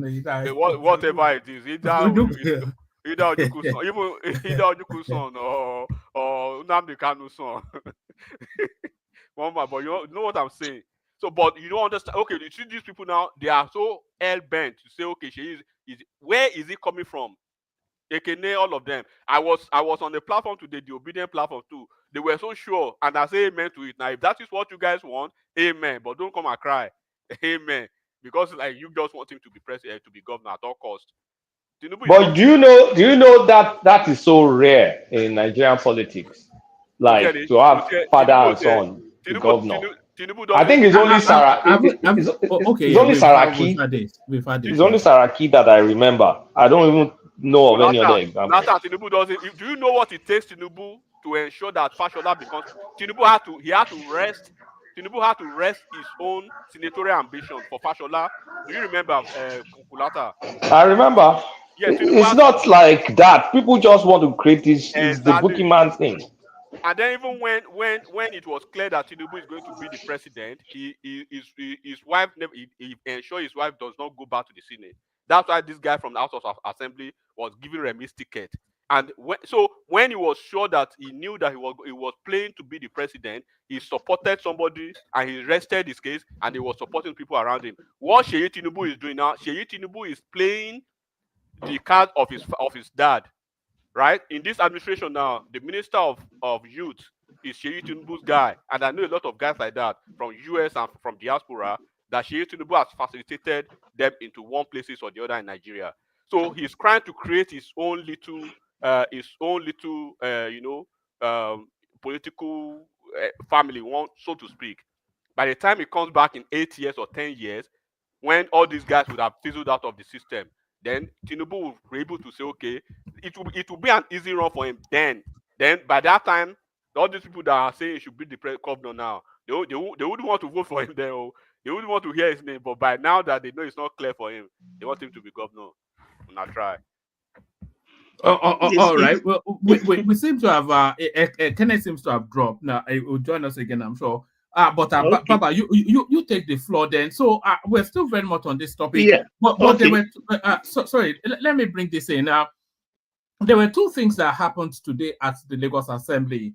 Obasa left, and then we have Mrs. Mojisola Miranda, who was sworn in. Miranda, yes, who was sworn in then as the Lagos leader of the Lagos State House of Assembly. So one important thing, she's the first female to ever occupy that position. So two momentous things happened in Lagos Assembly today. Baba. Yeah, thank you, one man. Salute you all in the panel who've been talking. So, comment section. Sorry, Baba. Let's acknowledge. It looks as though Daddy is back. Daddy is home. Look at Ajale Koko is with us after. One man. Happy New Year, Baba. Enigmatic, everybody. Happy New Year. Shongburo Ikira Watam Kie Latin New Year. Don't come for Alaafin's, I cook badu, you know. How far? I'm listening to this your conversation. Tinubu can never make his son this and I'm just laughing that. Why are you people so sure that Tinubu cannot make the son governor of Lagos State? The antecedent of Tinubu tell us that Tinubu have done such similar thing in the past. He made the wife senator of Lagos State. He made the daughter the Yaloja of Lagos State. He can make the son the governor of Lagos State if he want to do it. Why are you people trying to put your head down for Tinubu? You said if he wants to do it, okay. And I said He doesn't want to do it.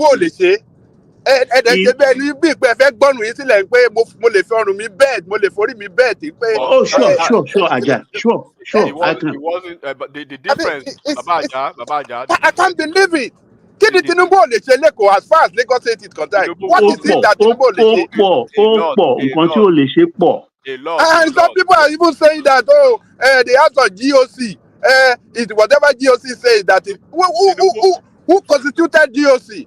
Thank you very much. You see how they cut me off when I said I was the leader? Wait, Aja, wait. Let me give you the call list of the real top 10 of that GAC. They are all not Lagosians. I want you to listen very well. Prince Olushi Ajomale, who has a lot of investment in, I won't mention the banks. Ogunleye, engineer. Odubeku. Alebioshu, Adetoro, Adefuye, the guy who came and said Obasanjo is not Yoruba. That's Senator Adefuye. Seriki, Bashorun, Oluwa, Ogunlewe is part of them now. And Dr. Fini. And Dr. Fini. Who be the Pata there? What about that Baba? Who played right back for so and so college and so on? Look, let me tell you, these are the people that even said they don't want Ambode. TINUBU had a change of mind last when the Oba of Lagos convinced him. But these are the people that stood and said, no, we don't want him. And when they brought this Sanwo-Olu, I was the one that was not sure that who is Sanwo-Olu? Because Sanwo-Olu was, that period, not too well. But I've since ate my word, swallowed it, because Sanwo-Olu surpassed everybody. Surpassed everybody. Eganot was raising one question, was saying that if that guy is not really interested, his close friends have been championing for the next governor of Lagos. He never uttered a word. You know what they call first flag? A word against it. And you people are saying, and you people are so sure. Babaja, he doesn't really make the son. I mean, the daughter and the wife. The wife, governor, and the daughter Iyaloja of Lagos State. What going to stop him from making the son? Wait, Ajale Koko. So if he comes out now and says, no, I'm not running, what do you think is going to happen? If who? If Sheyi comes out now and says, no, I'm not running for Lagos governor, what exactly do you think is going to happen? He won't even come out. That is what we are expecting him to do. Everybody will keep talking and talking more. It's better I just keep quiet. That's what we expect. I'm just for the past 3 months, they've been championing him. They have been saying all sorts of things. This guy, and he couldn't even make a statement. He didn't make a statement. Does that not tell a signal to you that he's interested in that position? One voice. He's good like that. He's very good like that. Let me tell you why. Look, what they are creating for shit. First of all, let me just tell you one thing. When you mentioned Tinubu's daughter, you mentioned Tinubu's wife. Tinubu was not in government then. He was not holding any office. One. Number two, the situation now that you see everybody is so interested in Sheyi Tinubu, right? Being the boogie guy now. Then by the time the real candidate comes out, right? What do you think the narration will be? If I were in Sheyi Tinubu's shoe, I will even sponsor TV jingles. I will even sponsor TV jingles and I will never come out to say anything. To say his what? First flag, they are flying. To say what? To say I'm not running? To say what? Let them campaign for me. That is good for politics. Let me throw a question to you guys. If that guy comes out tomorrow and say, okay, I want to be governor of Lagos State, what are you people will come back to say here? We will go and vote for him. Oh, you go and vote for him? Yes. Who is that? What is that? I don't understand the question. It's just funny. It's just funny. What you guys? No, I don't understand your question. Baba, is it not what you want? Is it not what you guys want? Is it not what you guys want? This is not about what we guys want. What we say, you people should not speak for politicians. Don't speak for that. Don't stick your head. The way it is, the way you people are putting it. That is why I'm when you say Ashwaju made his daughter Iyaloja, that's not proper. That's not true. It was Alaja. Respectfully, I call her name Alaja. Okay, Aja, can I interject? So Iyaloja okay, need deputy. No, let me finish my sentence. Let me finish. So Iyaloja doesn't have deputy. No, why did deputy not assume office after Tinubu mother died? She groomed why did they make the daughter? She groomed the girl specifically. About market. That girl Why did they make her with Iyaloja of Lagos? Since she was so small. I mean, we people should not be defending all this in defense. No. When you say Tinubu made the daughter Iyaloja, that's what I'm trying to debunk. That narrative is not true. I want to make a point. Tinubu made the daughter. Tinubu was in charge of Lagos State. He owned everything when it comes to governorship. I mean, the government of Lagos State. This man has been in control of Lagos State for the past 25 years, and still you people are saying, "Oh, he cannot do anything." What is it that they cannot do in Lagos State? Okay, but governance in Lagos State. I just told you now. Since you guys want him to make Seyi Tinubu the governor, may God make it happen. Don't say you this guy. We are just having conversations. Not this guy. Okay. I'm not part of those people you are referring to. We are just saying that Tinubu he knows how to play this crooked politics and he's playing it again. Listen, Aja, Tinubu is powerful, yes. But does that power has limit? Yes. The Iyaloja thing, he used the vehicle of the mother. The mother is holding certain part. He has people built. He has a cab, the Leko of Eko is there holding some fort for him. So he has no hand in the mother groomed that girl specifically. Why? Spiritually and otherwise. Hold on, Baba. We are all Yoruba. Yes. Iyaloja is not a delay. It is not what. Sure. Hold on now. Hold on.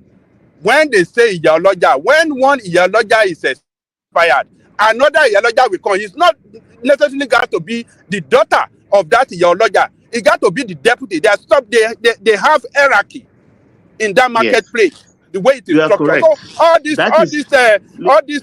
defense for Tinubu atrocities in Lagos. We are talking history now. We are talking history, not politics. When it comes to this kind of position, I look at it from historical perspective, not politics. She groomed deliberately on the blind side of her followers in all the markets in Lagos State. Even I was surprised because nobody looked on that side, on that little woman growing.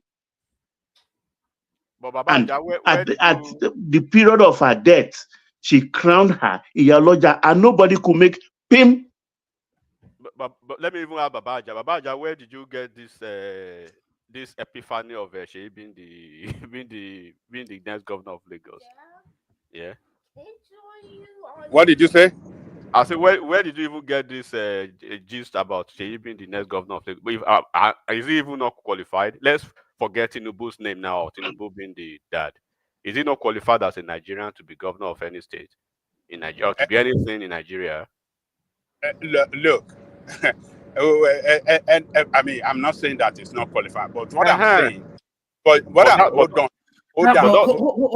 on, sorry, enigmatic. Ajale Koko, but is he qualified though? He has no antecedent in governance. He's not held any position. So what qualifies him? He is not qualified, is he, to be governor of Lagos State? Look. As far as I'm concerned, by the virtue of his, educational qualification and anybody that constitutionally he is qualified. Yes. You know, Everybody on the platform. but what we are saying is that, you know, the optics is not good. That the father, the president, and then he want to wangle, the way through for the son to be through But that's crooked why I'm means, asking Baba. for How the are you son sure? because the son, as far as politics of Lagos is concerned, he has no place. Shebi has no place in politics of Lagos. But because they are, hold on. He has no place.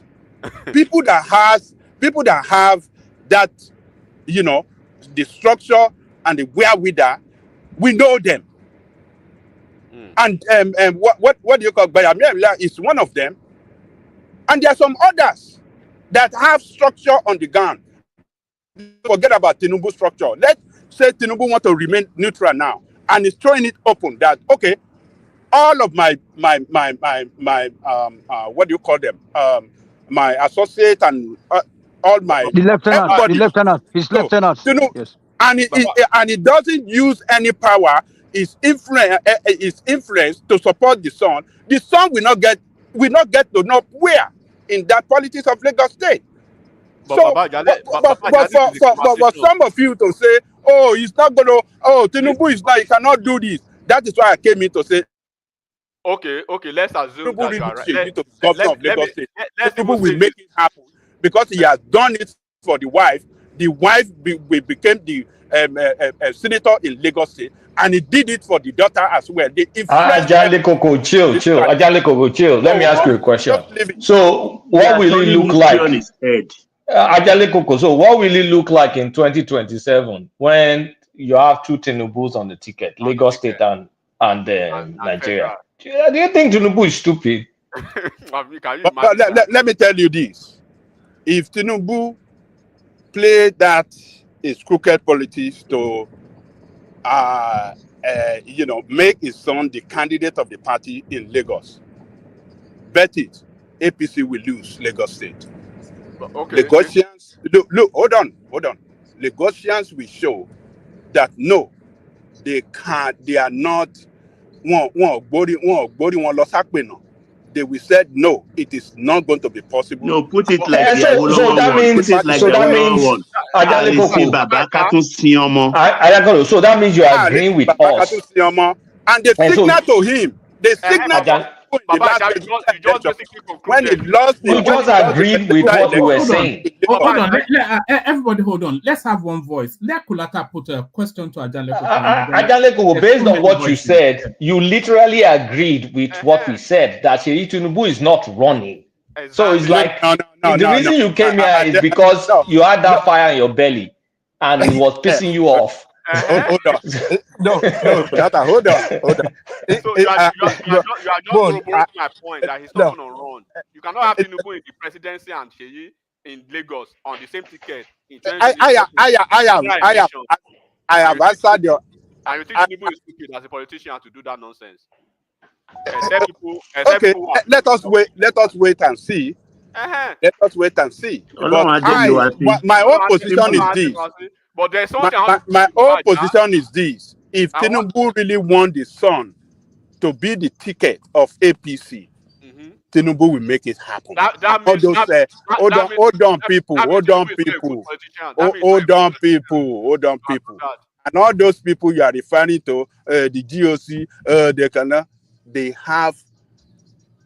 they cannot look up to the eyes of Tinubu and said, this is not possible. Remember,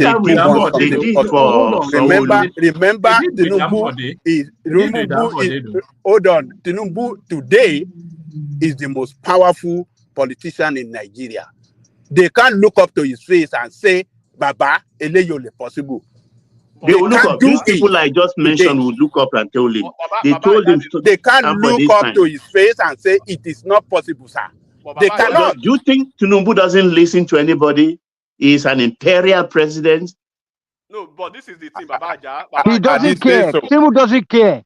Tinubu doesn't care. So that's what I've been trying to explain to them, Babaja. You know, I try to explain to them since they don't want to understand that Tinubu can do anything he want to do. Look at the ordinary Shomole. He put his son already as a commissioner in Edo State. No, these are these are the these are the Tony, we're system they are talking about the using. They are big mafia. leagues. Stop plugging Edo State into the big leagues. Well, Edo State is the center. Is the most important state in Nigeria.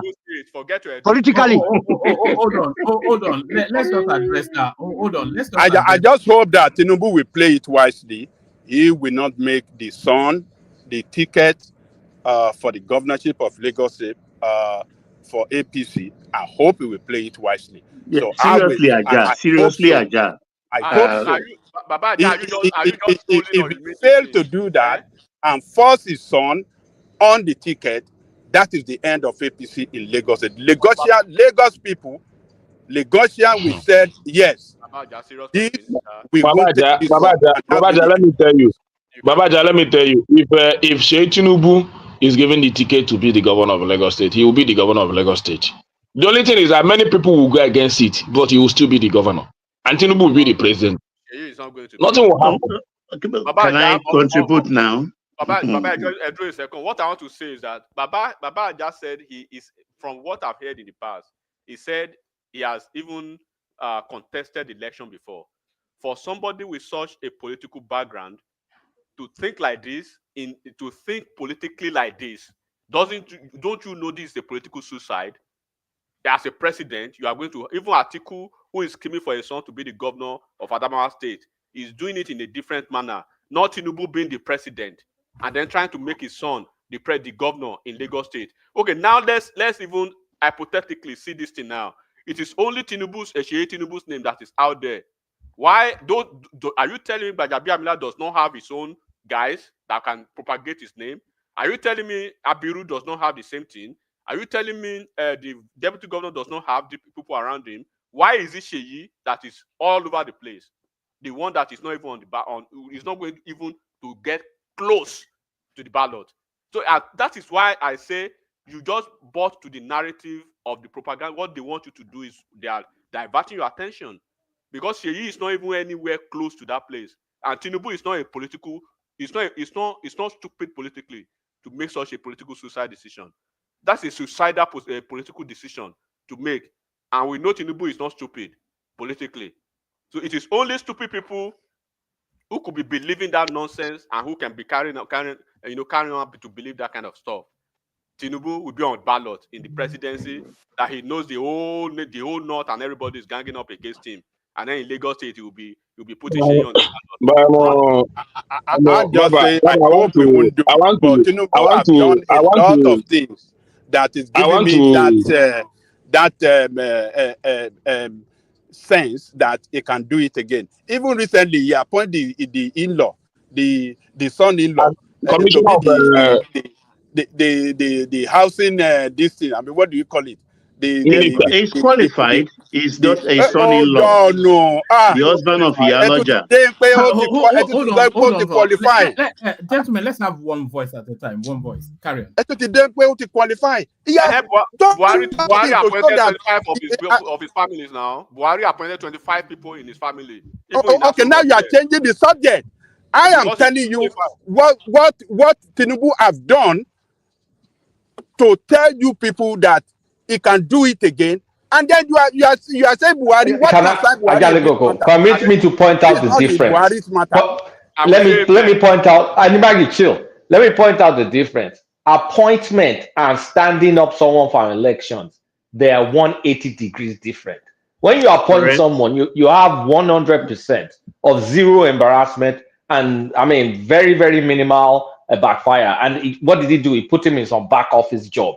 You are now want to put your son in front of the electorate when you yourself are going in front of the electorate with the shark swimming around you. It's not stupid. Wama, better give us 2 minutes to go around it too, because Kulata and my brother, enigmatic, no, they let us talk. We don't want to hear about Edo State. So no, don't talk about Edo. Edo is your god of politics in Nigeria. So you know now, it's only Edo politics. It's only Edo, let me conclude so I can leave. Only Edo election you can run like like a national election. You see the controversies. No, so what the hell? Okay, hold on. Let me conclude here so that I can leave. Look, my point here is that you people should never say never.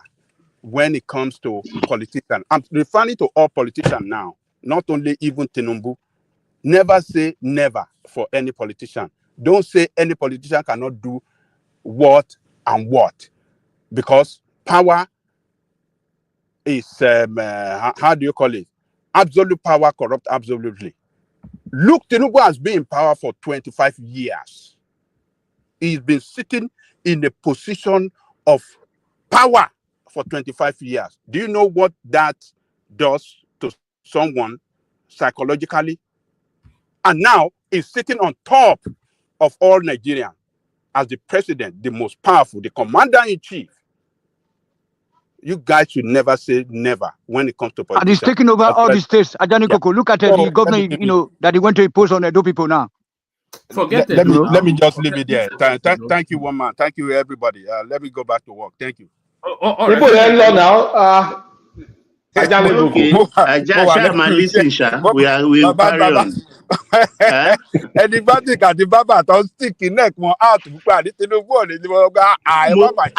I stick it more like tortoise. Thank you, Ajah, for coming to help me and they came out. Okay, thank you, one man. Thank you. Yeah. Okay. So one man. First, let me just divert our attention. We can come back to this. I just want to commend and say kudos to Governor Makinde for what he did for the Southwest in solving. He made it so simple. He beat the people who has been corrupting our culture. So, sorry, apologies, Baba. Can people not yet subscribe? Please do. We're trying to push the subscription numbers up. So if you have no objection to subscribing, then please do. Karen, Baba. Yeah. He has saved. He is a true Yoruba son. He has saved the throne of Atiba by appointing that young man, I will call him young, to the throne of his forefathers. Ikubabayeye, Ojopashe Kremade, Omo Atiba, Kabesi. I mean, I've been very happy all day since I woke up and I saw she handed over the certificate and the staff of office to the new Alaafin. He said, go forth, go do your sanctum thing, the inner sanctum for 21 days, and I'll be there on the day they crown you. And he said, I will talk on that day. I'm very, very happy. That's, I mean, he surprised me. He surprised me and he warmed my heart because that seat is not something that can be toyed with. It's not something that can be toyed with, and that seat has caused Yoruba a lot of problem and intrigue. Even the later Alaafin, I mean, came to battle to complete the fight of his father. But in his last days, I think he was repentant and stayed the course for the Yoruba people. So I'm very happy for this young man to come in. He is a novice, but he will learn on the throne. So let's come back to Obasa. You see, I will tell you a little story because you people may not, when I said at times, when you do too much juju, you understand, you become stupid. You become stupid because he's been showing that trait of stupidity in the last 3 years.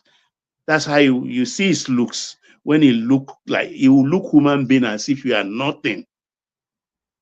Because he has made so much money stashed away. And there is a saying that if you give a beggar a horse, he will ride to hell. He has ridden that horse, gully. He's gone to hell now. He is there. And he is gone to oblivion. Let me give you one small story. Let me give you one small. Let me finish this story first. Let me finish this story for you to know. He never learned. Maybe they didn't tell him in his house.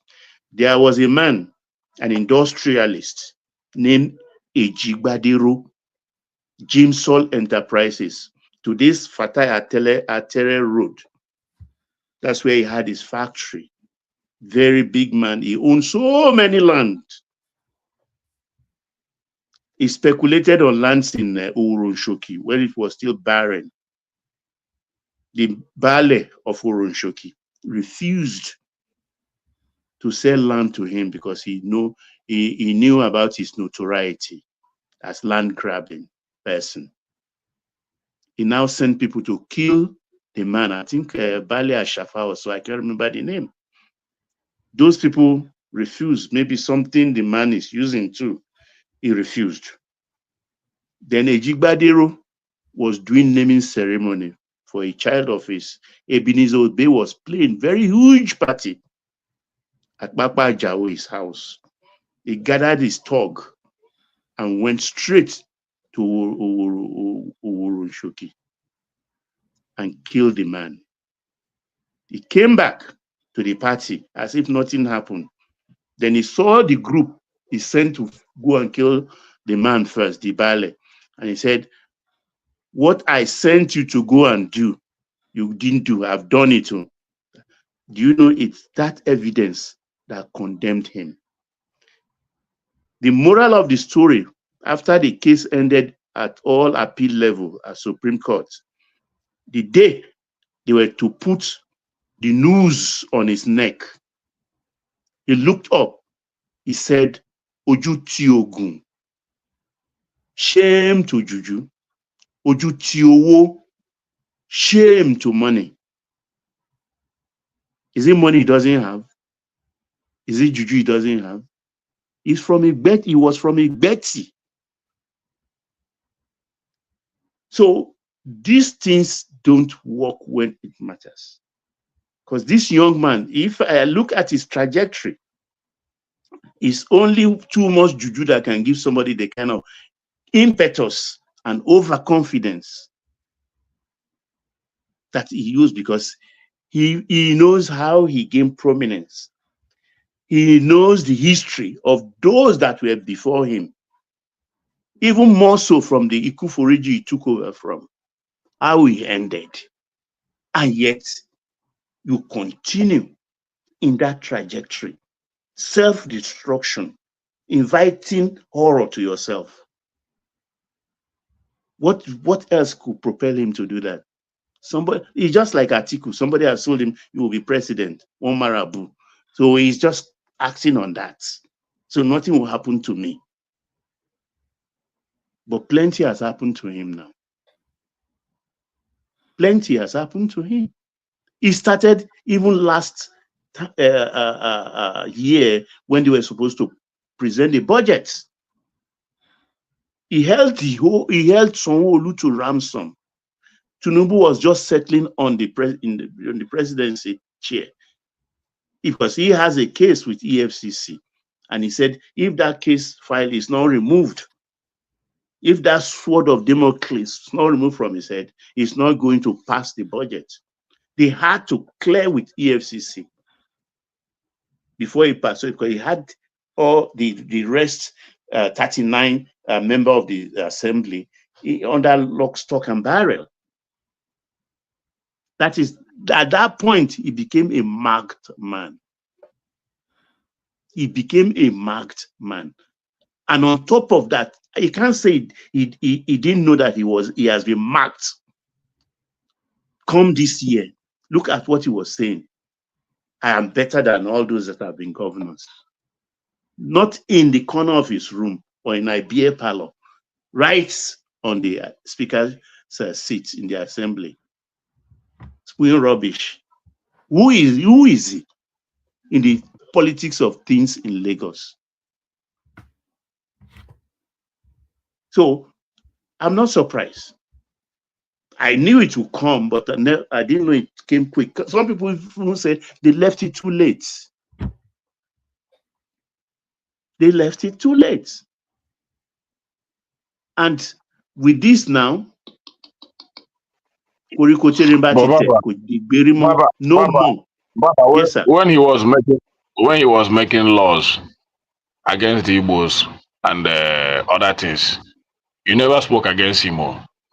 But what I wanted he to was say not is the one making law. It was Wait, he was not the one making law. Baba, don't It is acknowledge we. that. It is What we that are what making laws. law? No, Baba, don't say that, please.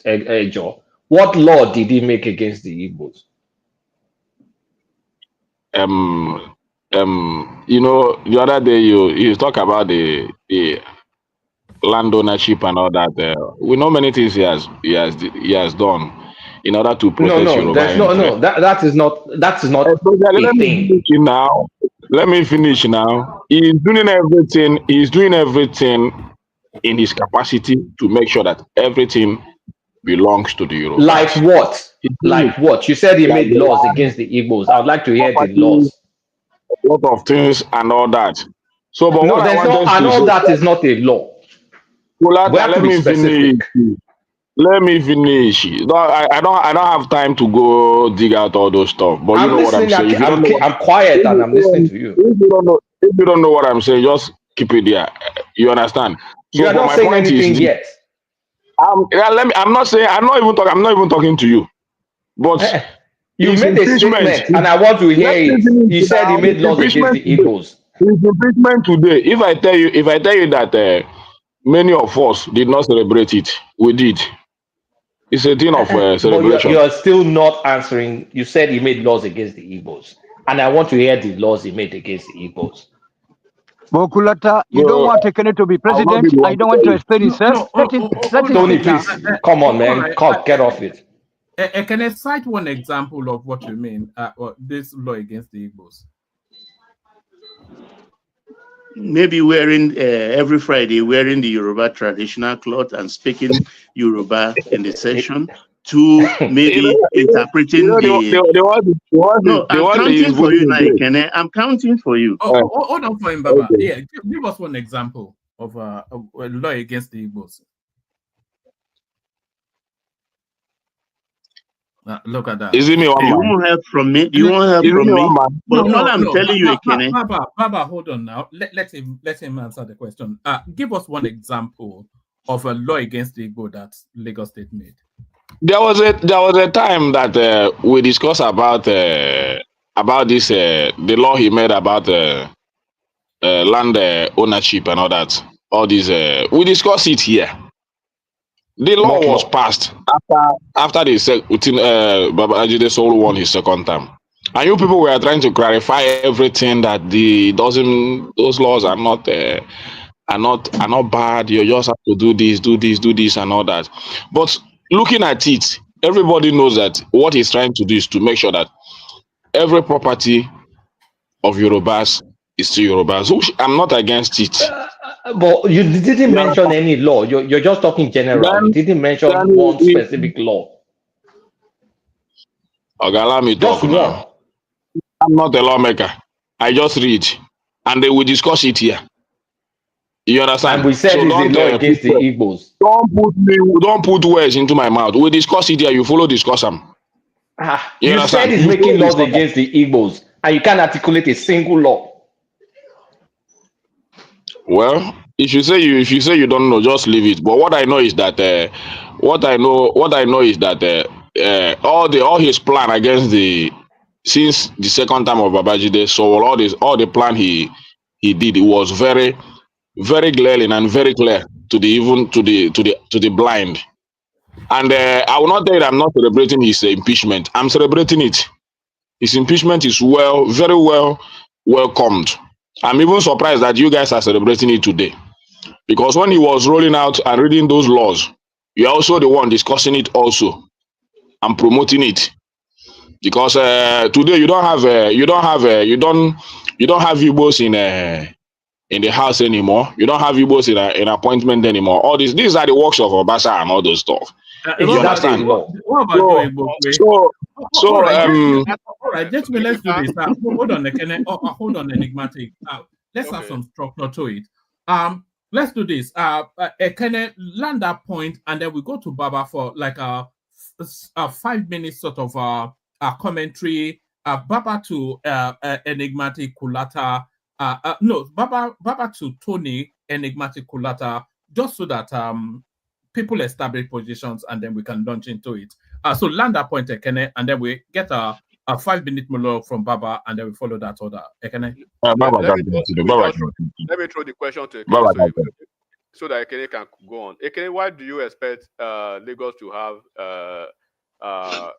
Igbo people in their House of Assembly? Is it done anywhere else? And what has it done wrong? I'm not expecting it. I'm not expecting it. I'm not even aspiring for it.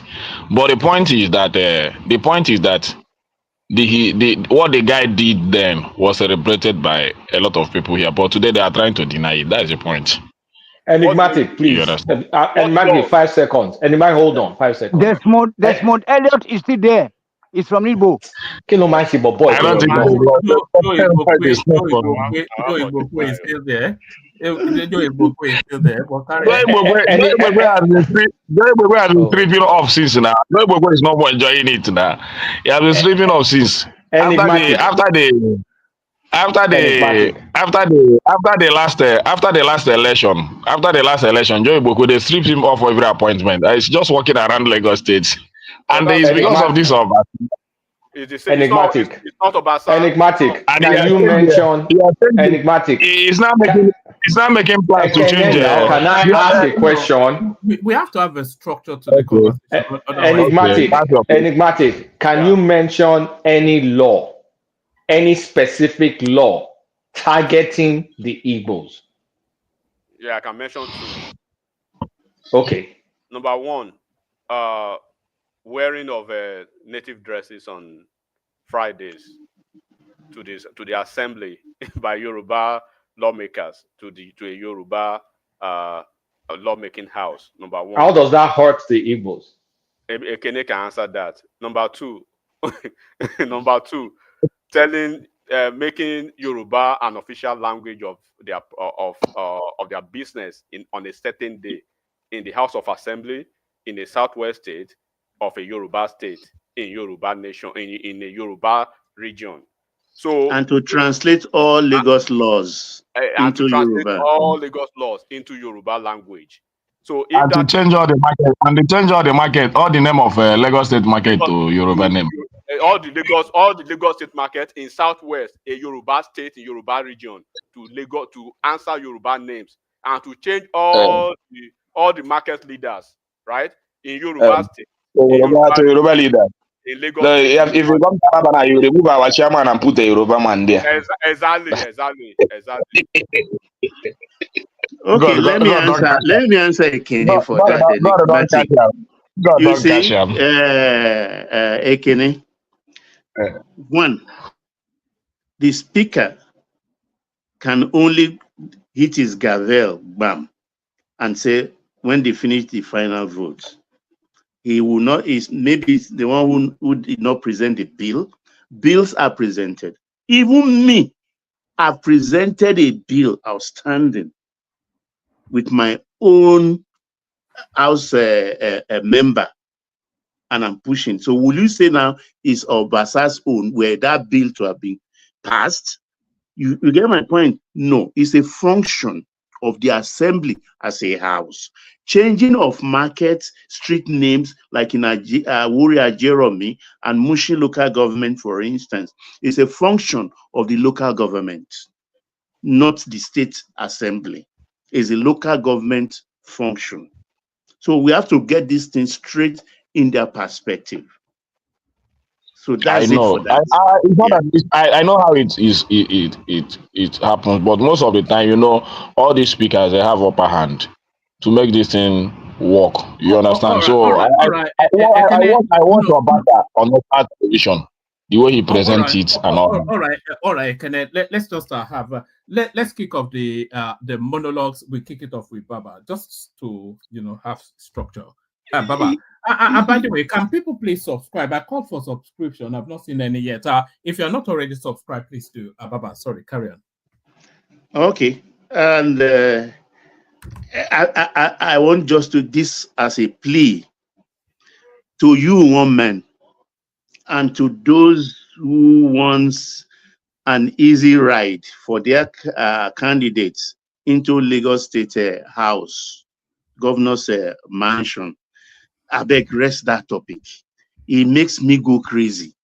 when I hear Sheyi Tinubu's name, because I know it's not in the running. I beg, for the sake of my blood pressure. Thank you. I yield, one man. Baba, please, before you go, Baba. This thing go happen, no. I mean, they tell you, it go happen. I That beg ticket go you, happen. throw away the speech. Leave that thing. Ticket go happen. I mean, they tell you. I don't like talking about money. You understand? But, I will put money on it. before you go with your time, I want to appreciate Babajide Sowolu. You understand? Yeah. He has started a very big project in Ojo, and I don't know whether he Which will one, finish the it. hospital or what? No, the roads. That but I told you now, didn't I tell you? It's not the major. It's not the major road. It's the one. He's diverting it. I don't know what he's trying to do there, but it's an ongoing project. He started it this December, and when I traveled and came back, the work is heavily going on. It's a new road that he's creating from that what are they this Ilufe bus stop. Then we'll come out at Sunny bus stop, link it with the old road. So he never touched the old But one. that The road has old been one there is still since now. That Ilufe this thing to Sunny bus stop. Because they were even supposed to use interlocking block. Is it interlocking block they are using now? No, it's not interlocking. It's a very big project. Even they got It is a because very, of the very big trailer, they one. are not using interlocking block, but they are going to check It's it a major well. road now. They cannot use It's interlocking. concrete. So And they are still the major reason I know he's doing is because he wants to reduce hold up along that road. So he wants the road to have a link so that the hold up will not be as it used to be. So I just pray that he can finish it, because if he didn't finish that road and you hand it another No, to Sheyi Tinubu or any other person, I don't know. You've not But seen anything. You see the blue line, Ekene. The blue line is because of the blue line they did that. The Ojo Alaba main road, you understand, through the police station will be started latest June. Once the blue line passes that up to the front of Lasso. And talk about the hospital too. You know, Lasso is having its own medical general hospital before the Oniba of Iba Palace. Go check it out. Yeah. It's 256 bed hospital, because you know they come out. I will check it. You know, if I see any project that concerns me, I will say it. So this one concerns me.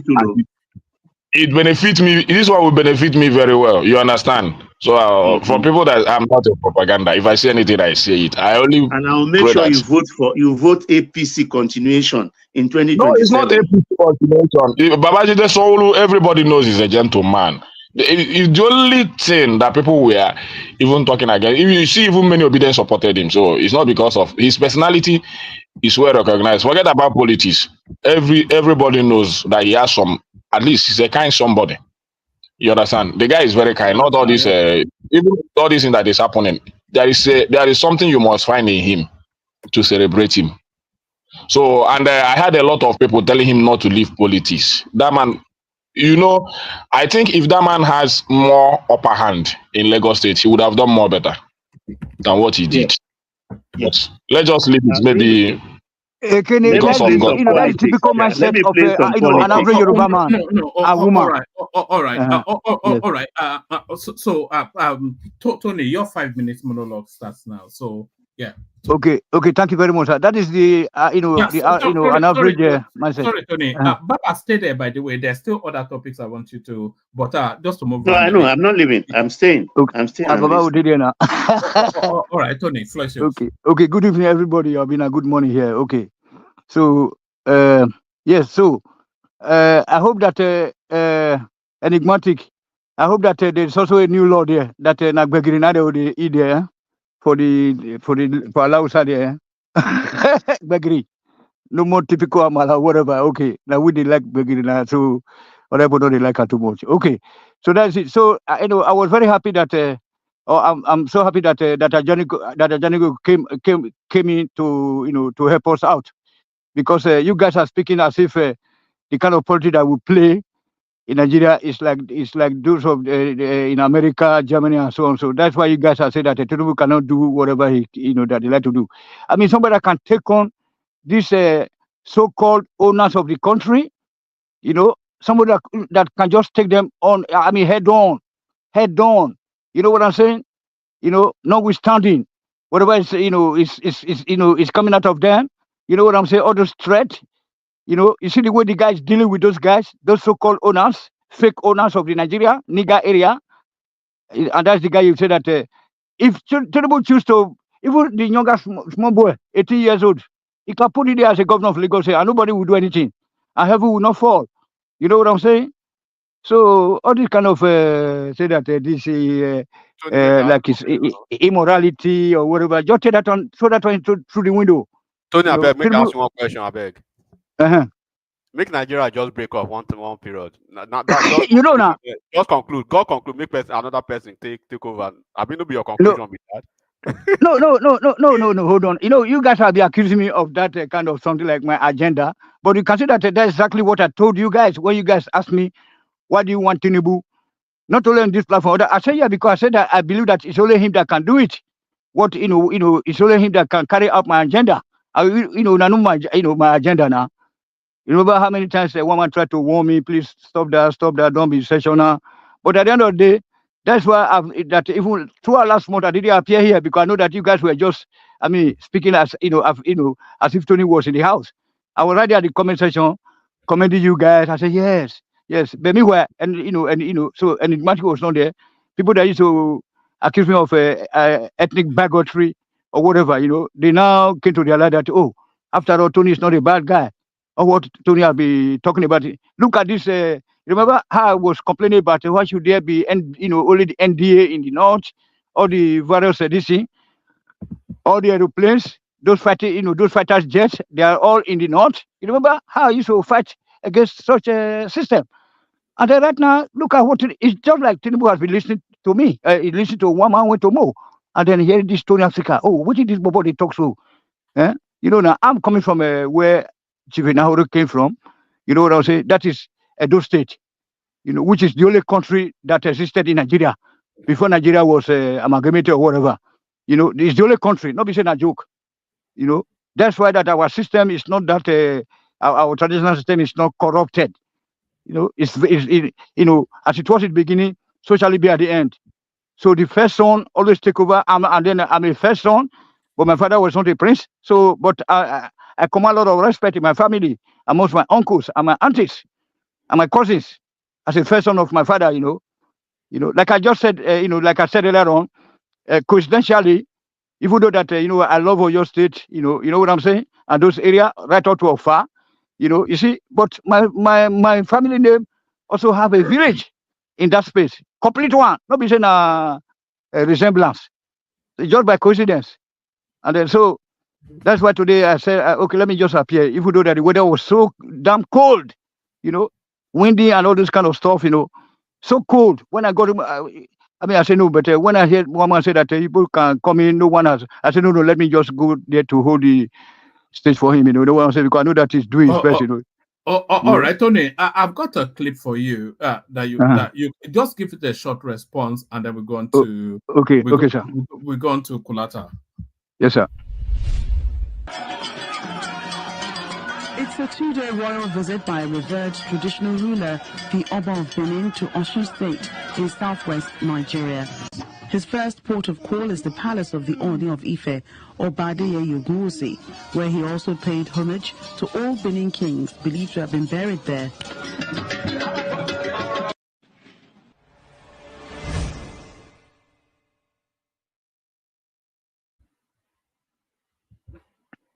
So what do you make of that?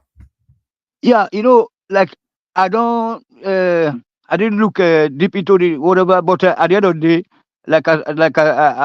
I keep saying here that we are one people, we are one of one tree. We came from one tree. Only that who be the branch. How come Benin kings have been buried in Ife? No, that look, okay, how come Lagos kings are be buried in Benin? But let us just let us not go into that detail. But what I'm saying is that I'm trying to maintain peace I cannot say because I know that this is going to be very beautiful very soon. If we have Ighodalo there. What is wrong with that detail? Should you No, hold on. saying Because of the nonsense trainer. Hold on. comment section? Look. What I came to detect here is that I think most of you are from a very poor family background. That is why, because you see a train. Do you know I'm living in Germany? Do you know how many speed? How many kilometers per speed our train is? Like, very, very expensive though. You know what I'm saying? You can travel at 800 this for about 200 euro, and then you are there in about 2 hours time. So what are you telling me? Because Lagos there's a train, a city with no toilets, no public toilets, no public utilities, nothing. You know what I'm saying? I know Lagos very well, and then I stayed in GRO Ikeja. Make I begin to tell my family's name there, and the Mesenelli Street is Sulere. You know what I'm saying? Those kind of place. Then I still have some uncles from my mother's side in Ajegule. I used to go to everywhere. So we don't have to be saying because one of our cities is but anyway, so Ibadan is my home. Whether it's beautiful or not beautiful, now I love past Benin self, love past Lagos. So what are you telling me? But you guys, you are just like people that opportunists, like, oh yeah, part of Lagos, and then you be bragging about the oil in Oyo State, while you are coming from Osun State. If you are, why you don't? I mean, what what I'm talking about? So we have to unite. We have to be proud of all the resources that we're having in Osun, that ought Edo State and Delta. Let us see how we can go to come together, synergize, work together as a Western Nigeria part. So nobody say we'll begin all this eternal fight. But if you go to this TikTok so right now, you can see how hold on. See how they are lumping Edo and Yoruba together. That they go to buy them. You see me? Right up to now, I'm telling you now, they are abusing all our Obas and everything. And other people, I don't want to mention their tribe. They are lumping us together and try to finish us, and then we are still coming to be fighting, or having an internal struggle. No, we don't need that, please. We are one people, but would they say who be the senior? That be the difference. You see me? We are the same people. I keep saying this every day. So if that I can come here to say it's okay for me, then I'm cool with that. But I'm begging you guys here, please, let us. Anytime we see any differences between the Edos and the Yorubas, always look for a way to build bridges, and then they try to just, I know that many Yorubas are very good people. You see, like when we say that whenever we lay claim to Lagos, they don't react like they will react to other tribes from Nigeria. That we say, okay, then they will say no. But when the Benin man say, they will say no, or if they will say no, we are brother, they are junior brother. I grew up in Ibadan, knowing that we were the junior. They say that our own people now be the junior. But they treated me like a junior brother too. This Alausa family in Ijebu they also gave me a room for about a year. Try to cut my papers, get my GC, and then they gave me a free space. So I mean, how can all those of many hostels? I work in the pretty press also. You know what I'm saying? And then they also help me to get money when my family is sending money to me. So, but I don't want us to be having differences here. Okay, that's all. I don't want to talk too much at woman. If I maybe yes, let us come together as one. All right, thank you. So next up from the poor family background, you were Kabiyesi, to our new Alaafin. Okay. Yes, that was good news, and it happened so quietly. It was actually lost in the fog of so many news. So Kulata, you're up next. 5-7 minutes monologue. Enigmatic. Then we'll move it around. Kulata. All right. I think Kulata may not be with us fully at the moment. Let's go to enigmatic then. Don't go. I'm here now. No. I mean, you don't run for me. Where I go run for my junior brother? My junior brother now.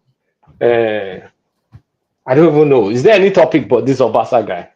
There's the Obasa, and then there's the coronation of the Alaafin. We just went quietly under the nails, and then it looks as though the tax bill is quietly going through Parliament, not encountering that much of a resistance.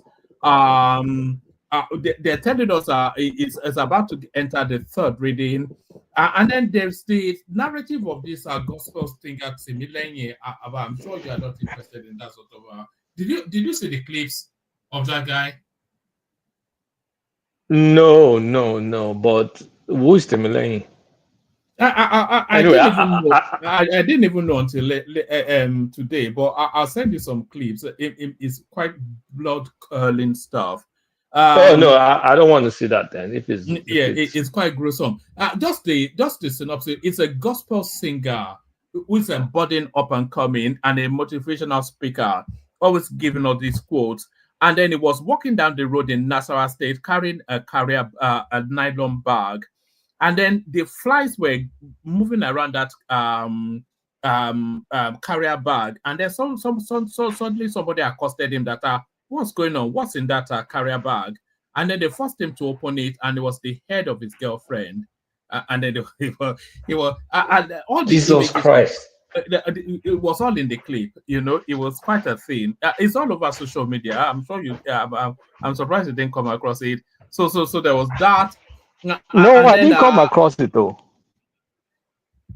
And then there's the clip of the deputy governor of Oyo State throwing her daughter at the Okoya or the Okoya boys. I think I sent you that, which is similar to what you were saying at Dups's show, that the rich always gravitate amongst themselves and marry amongst themselves. So just those or anything else that interests you. Well, I think the Obasa one, actually, the guy is somewhere in Atlanta. So apparently when that thing happened, it wasn't in town. It's still not in town. So it's probably reeling somewhere not that far off. But he had it coming. I don't know him. I don't know much of him. But the few times I've seen him talking, he sounds very arrogant. Very, very arrogant and full of himself. And of course, he seems to be someone that has ambition. And I knew something was coming up because they had already raised the specter in December that they were trying to discipline him or correct him. So when this happened, I wasn't all that surprised. So they just kind of like checked him. So it's a warning to people like him. And also his own boys gone safe. They had to keep quiet. And apparently there were some thugs or some people that they locked up. So if I'm going to suspect anybody being Lagos governor, I will think it's going to be Amzat. And it's going to be the first time that a deputy governor will be taking over in Lagos State. Because Amzat is highly, highly qualified. And I think he comes from the current zoned area, catchment area, if we may call it that. And I don't see why they shouldn't make him governor, because all the governors of Lagos State, they're just not politicians. They bring people with heavy technocrat background, people that are highly skilled. Lagos doesn't pick nonsense. That's why I was like, why is this Obasa guy wasting his time when he was talking about being governor? Like, it just doesn't fit the Lagos profile by any mile at all. I don't even know if he went to school or a polytechnic or university. I don't even know, but it's not like he worked for a consulting company or he worked for a bank. Like he used the assembly position to get his lawyer certificate and other degree. He was there working and going to LASU. All of them go to LASU now to acquire, how now they work. The degree, but Baba, you get what I'm saying? It doesn't, Lagos has that touch of picking real leaders. Like they have a real system. Like I said, it's not like the butter enough, is what you're saying. The depth of Lagos is too much. So it needs delicate handling. You get my point. There are structures put in place that you have to go through an apprenticeship so that it's a continuum. No, you don't just bring anybody to disrupt it. If not, Lagos will just go down as a bankrupt state. Like I'm sorry to kind of like abuse my own state, but someone like Obasa will fit more into Osun State, Ondo State. I mean, just some Araoke states. It's not that people don't care too much about the finesse. Not Lagos now. Can you imagine Obasa being the Lagos State governor? It's just doesn't fit. I don't know how to say it. Like it's not. It doesn't have that finesse. Nah. So they check that, and I mean I will, honestly speaking, my wish will be for Hamzat to be governor. That will be my own personal wish, and maybe beyond my Amen. wish. Bam. I really think he deserves it because that guy is super smart. He's super qualified. If you check his work experience, you'll be very, very impressed. And I mean, if they make Hamzat governor, I think Lagos State is going to go into much, much bigger strides. But that's just my own personal opinion. What do I know? So that's there with Obasa. Then And the that's what politics. is in the works. That's what's in the works. Okay, that's the best thing for Lagos, honestly speaking, for continuity, for growth. I mean, you just can't pick some mushroom person now. You can't pick all these what's it called, Bajabiamila. How will he know how to run Lagos? Where will he get the freaking idea how to run Lagos? It's been in the House of Assembly since. You just can't. Lagos is not a state where you just bring someone from outside of the circle. Lagos is a business. Yeah. You can't. You just can't bring someone. It's not like it requires some turnaround maintenance that someone with an outside eye. You need someone that's been groomed inside. The way Sanwo-Olu kind of like almost interned, even though this guy was a bank director or something before he joined Lagos. But he kind of like grew up in the Lagos system, understands it, and that's why they could easily plug him there and he started performing. Same thing with Ambode. Like that one is just his ego that killed him. So Lagos, that formula that works, don't mess with the formula. And you can't be bringing someone like Gbadebo Rose Vivo that doesn't have a real working experience. If you look at that guy's resume, he's only done internship. He went to MIT and he's only done internship. Ask for where he's worked, like real professional job. I don't think he'll be able to answer you. Where he works, he built a career. I don't think anything of such exists. So we can't really have Lagos in the hands of like all these mediocre people. So let Hamzat take his thing, run it, and whoever comes next, let it comes next. I don't even think Sheyi Tinubu is qualified to run Lagos because he's not being in the thick of things. He's not qualified to run Lagos, no matter what anybody says. My opinion is not. He shouldn't even near that position. I support your opinion. Yeah, you can't. And Yoruba people actually don't roll like that. I mean, Awolowo, as domineering as he was, his kids could not take over anything he did. And we had a bigger politician than Awolowo, like in terms of like influence. No, but his kids, even the one that died, could not take over his position. The one that died when he was young couldn't. We take Shegun. We take the politicians for who they are, not their kids. It's not royalty. We don't play that. It's only in Kwara State that anything that close has happened with the Saraki dynasty, and they were playing the mini feudal system that the semi, I don't know if you call them semi Fulani, semi Yoruba people play. So that's that. Now for the politics of things, I don't know, woman, you didn't mention this, but there's a lot of defection from NNMPP or NMPP or whatever, Kwakwanso's party. There's a lot of defection to APC. If anybody's paying attention to that. Yeah, I'm following. And another thing is the OHANAEZE people, immediately they've endorsed Tinubu for second term. So you can, they've endorsed Tinubu. I sent one man the link. The OHANAEZE, after the election of this guy, they've come out to endorse Tinubu. That's too quick. Yeah, so you can see there's politics. There's politics behind all this whole thing. Like it's. Oh, I can see why Bob is now saying without Okuku coming to that throne, no Jupiter will function as OHANAEZE president. Yeah, So the whole OHANAEZE thing is looking like a political game. So That 2027. Ohaneze is a political because I think Wike also had a candidate in that. He had a You candidate, think and who his is candidate Wike's lost. candidate? Who's Wike's Mbata. candidate? Mbata. There was a guy that got out. But some people are to claiming that compete. Mbata is Ikwere. the current governor's candidate. No, he Yeah, he went with the federal government. Is a Fubara went with Fubara federal candidate. government. Yeah, it's He's Fubara's a Fubara candidate. candidate, and other southeastern candidates. Yeah, his candidate. But So me, they all I came know that together. Fubara has promised Tinubu He has no choice. 2027. He's He promised has no Tinubu choice. 2027. So all that anybody that's dreaming about River State, you can forget about it. And I also heard that 5 governors about to jump ship. One of them is Delta State governor.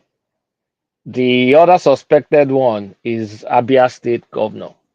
Even I your don't know governor, Kulata. my governor. Yeah. They are Eh, denying it today, but I know when they start making denial, there is some. Trying to move for the past almost over a year. Adeleke too is trying to move. You know who I want to see when Adeleke moves? I want to see Dele Momodu. I want to see Uncle Dele. I want to see how it's going to spin. Well, to be honest, I don't think I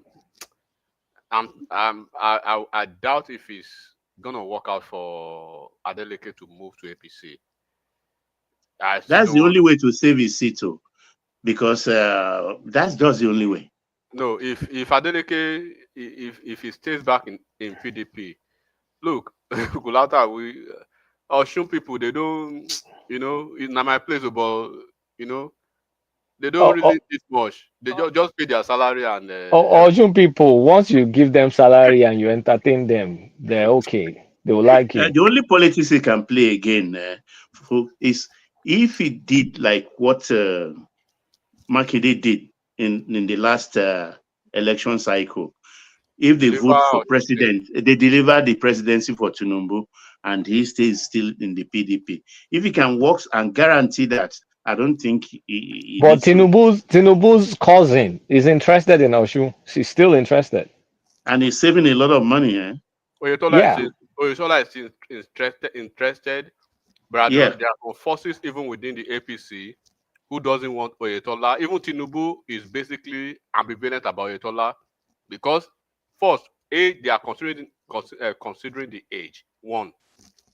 Number 2, they are considering the Oshogbo Oshun East axis, right? And because of this guy's lukewarm attitude to local politics, they believe that even if they are going to lose again to Adeleke, it must be somebody who can give Adeleke a real fight for the money, not Oyetola that has basically divided. So the voice of wisdom is that they should they are trying to advise the guy to just focus on his ministerial job and leave that gubernatorial position for some new cards, so to speak, in Osun State and let them dig it out with Adeleke. But Adeleke is trying to play the fast one to move to APC and get APC's ticket, and then automatically it quenches all opposition from APC. And any candidate who is coming to pick his ticket in PDP will just be a whitewash easily for him. So that's what is, and I believe the conversation is still on, but I don't know how far that will go because. And the way is the interest of the common citizen, my brother. Which one do you prefer? No, which one do you prefer? Which of the two do you prefer that will represent us? No. Tell me now. You also said that Edo State is also of yours. You have, it's your special interest. Okay, like myself too. Or Osun State also. Edo is in the bag already. Don't worry. No, that guy is living there now. Who? Who is leaving? This guy's coming. This guy, Tony, Akintunde, Ighodalo. don't disturb yourself. Ighodalo is not coming in. Ighodalo is not coming anywhere. You see, okay, we'll see now. We don't see already. No be Nigeria. Tony, look, I feel you. I don't know why I don't see a good candidate. Ighodalo was a real good candidate. He's a smart man and all that stuff. But it's not going to be governor. Sorry, it's happened. Forget it. And that's why they talk about Tinubu son, but he's going to come in. Today, the APC were begging. They were begging. Tony, Ighodalo came through a very, a very truncated political lineage through Obasa. Obaseki is pointing for him. Obaseki basically, polarized the PDP for that guy. Yeah, no, he was a troublemaker. He was a troublemaker, but he did a lot of things there, like two refineries and the 2 power plants. What's with refinery and 2 power plants? We will talk every time. Yeah, but it's good. Obaseki is not he doesn't have a good personality. Whatever he did. I know, he was a troublemaker, fighting with the royal house, fighting with the factions of PDP. It's not the same Obaseki that did not swear in or did not allow the members of House of Assembly. Yeah, thank you. Yeah, you are right. You are right. That's why I say he was a troublemaker, crazy. So how could you do that? And then you came into PDP. PDP saved your ass. So sorry to use that language. But yes, correct. You came into PDP and you just basically destroyed it. Yeah, it destroyed it. Yeah, and he was supporting Atiku, a northern candidate. Apart from Atiku, look at how he treated his deputy, Shuaibu. So he did a lot of crazy things, and you want a successor who is not a politician per se, is a technocrat. So it is your duty for you to have actually, do the legwork for that guy before you just say he just messed Ighodalo up. He messed that guy up seriously. Yeah. Obaseki is intelligent, but is not wise. He doesn't have wisdom. So crazy. Anyway, Lagos Gragra to Edo. He doesn't have wisdom at all. But I mean, next year things are starting to shape up. A boatload of rice is coming in. Tinubu is playing, is splitting everywhere splittable, is splitting it. Is splitting the middle belt. Is splitting. I mean, I don't know whether it's the one splitting this, but also people are getting conscious from Fulani. I don't know how to put it more than that. I cry. I have a lot of videos to be sent to one man. A lot of where outside people are crying. Well, how did he do that, Kulata? How did he do that? Help us here. But is it the one that did it, or the Fulani went overboard? People from South Nigeria are supporting Tinubu right now. If there is an election today, Tinubu will win 100% from the Southerners. I'm telling you. They love him. To be honest, a lot of the rabid obedience, they're gradually seeing that, look, if our man was here, he won't have 1/10 of the balls. He's not doing the work for them. He's doing the work for them. All this decentralization, whatever he's doing, is all the Igbo put and they love Tinubu too much. All of them. I was scared when he pick up Bodejo the first time and send him to Slama. They sent him to Imyeti Alaman. They care. I mean, honestly speaking, which other politician can do that? They never born him. So it's gradually, I mean, I can see a pattern shaping up for him winning in 2027, even without any mago. It's shaping up. And I think later this year, that strategy is going to be on steroids. And they're going to flood the market with imported food. But I'm even sure that the country will break up. I'm even sure that the country will break up before 2027. The country is not breaking up. No, not break up. Now, peaceful separation. You see, I was say they want to go now. Now they beg now on their knees. Okay, Tony, we don't hear. You made someone lose his train of thought now. Oh God.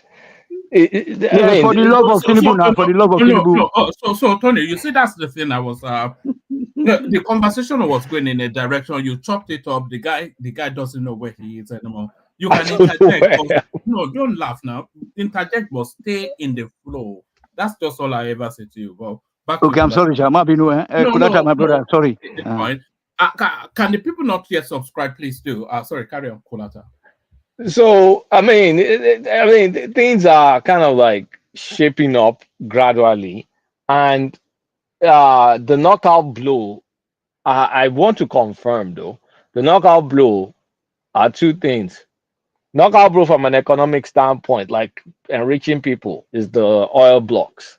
You can see that fight coming up. The knockout blow from a medium to long term devastation of the core north is population census. Because when they release census and the numbers don't jive with the historical numbers, do you know what that means in sharing formula? Do you know what that means in elections? You know what that means in, I mean, it's going to be devastating. You'll be up in arms. So, so the country is going to be, the next 2 years, it's going to be a bit edgy. But Tinubu is the only person that can do it. He's the only one that can do it. So I think we should be. And that narrative is going to force the South to rally around the flag. You know, when they start to do that population census, you cannot be doing OBOB when you know what is asked. I think it's going to force people to come on board with his plan. Can't you see the Obi himself is getting isolated? If Tinubu make Tinubu go make Tinubu carry shop arm, go put am for Niger Bridge.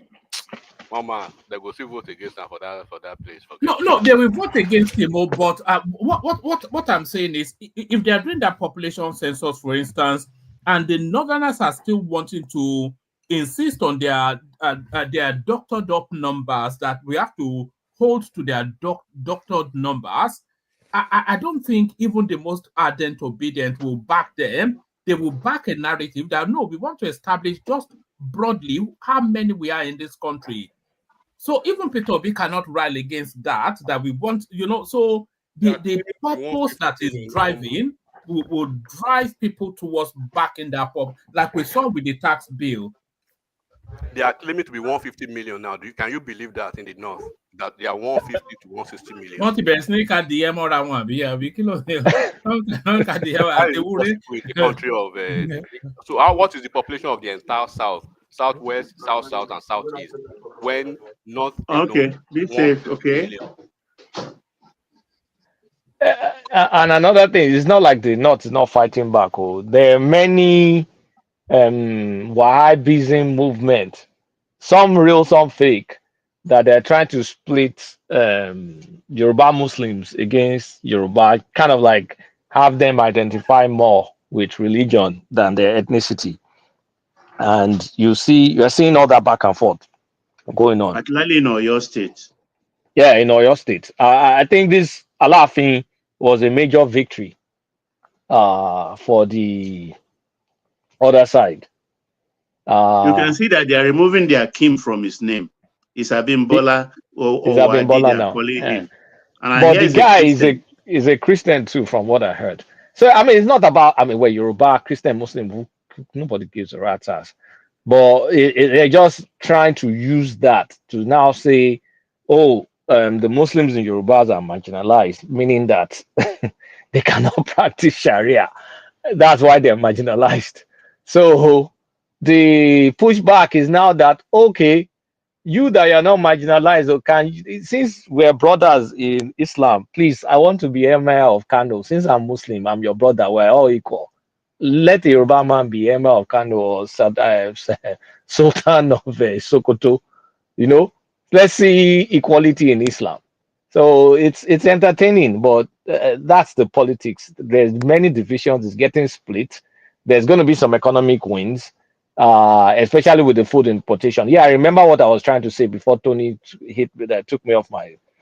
The farmers have lost their voice with Tinubu.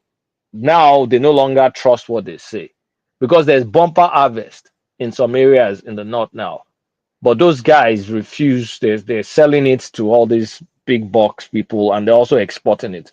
So they were complaining that they started doing food importation because they said, oh no, they've grown enough. But you've grown enough, but you're exporting it or you're selling it to Olam. Olam is exporting it too. So what's the point of your bumper harvest in different areas?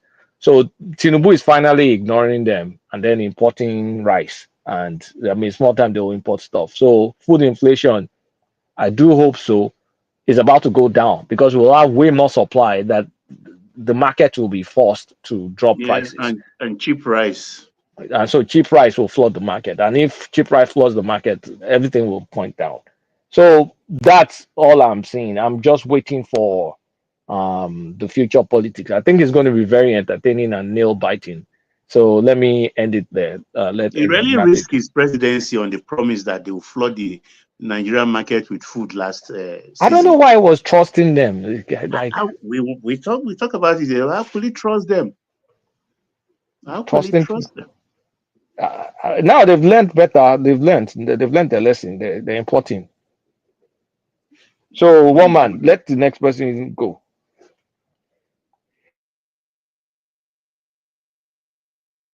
Oh, all right, enigmatic. Did it drop? Just when we were about to get to it. So then we go on to Patoski. Patoski. So you've just come in, but come into the conversation now, Patoski. Yeah, woman, thank you. In short, I just finished watching Sean program. Yeah, with the Obasa removal and this thing. It looks like it's an indication that the party is well organized and structured. From what I'm hearing, I think the guy was becoming a problem for the party, and he was becoming very arrogant. A lot of people felt that it was because of his ambition. Obviously, if I have to go by what was discussed on that program, I think it had nothing to do with ambition, but the way he treated the party leaders, and then during the budget session, and then there has been some other issues on ground like that.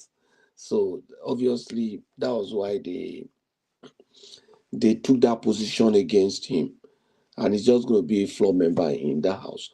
But let me from that quickly jump to food inflation. I don't know what is happening. I spoke with a friend yesterday who's a player in the agric industry. He's into agric tech and some other stuff. And he was just trying to tell me the politics they were playing in that area, that TINUBU is really not funding that sector. And that the reason was because Shetima was the one that was put in charge of agric indirectly. He was not the Minister of Agriculture, but that Shetima was the one that was put in charge of agric. And Lagos boys are just putting him on one side. You understand? And because they didn't know that space is going to be that huge. So Lagos boys are just brushing him on one side. I was now trying to ask that the president made a very huge commitment, and he knows that this is very pivotal to his performance, because there's no way, no matter what you do, if people can't feed, they will not see anything that you have done well. So he said he doesn't know why they are playing politics with it, but that obviously Tinubu was playing politics with it. Now that was what happened. That they were shanking the guy, and that to me explains some of the things that we are seeing happening. He came in May 2000 is it 2003 that he came off for? He came in 2023.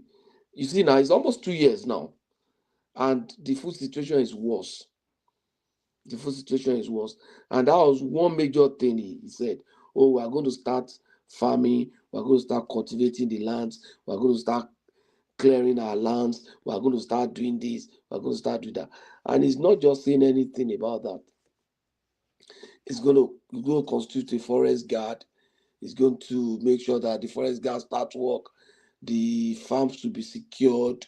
There will be production across the country and stuff like that. So it's so when I spoke to that my friend and he said that, yeah, it really confirms what some of us are saying. And with respect to pricing, I've always been having a second-hand feedback from Nigeria, my friends. But I speak with you. My wife is currently in Nigeria, and we're trying to get some stuff for the house and stuff. She just told me everything was damn too expensive. Damn too expensive. Everything. That if I see a 1,000 naira loaf of bread, that it was just rubbish. That everything was damn too expensive. And people have been telling me that some other people say no, but I don't mind them. But at least I have my wife there now.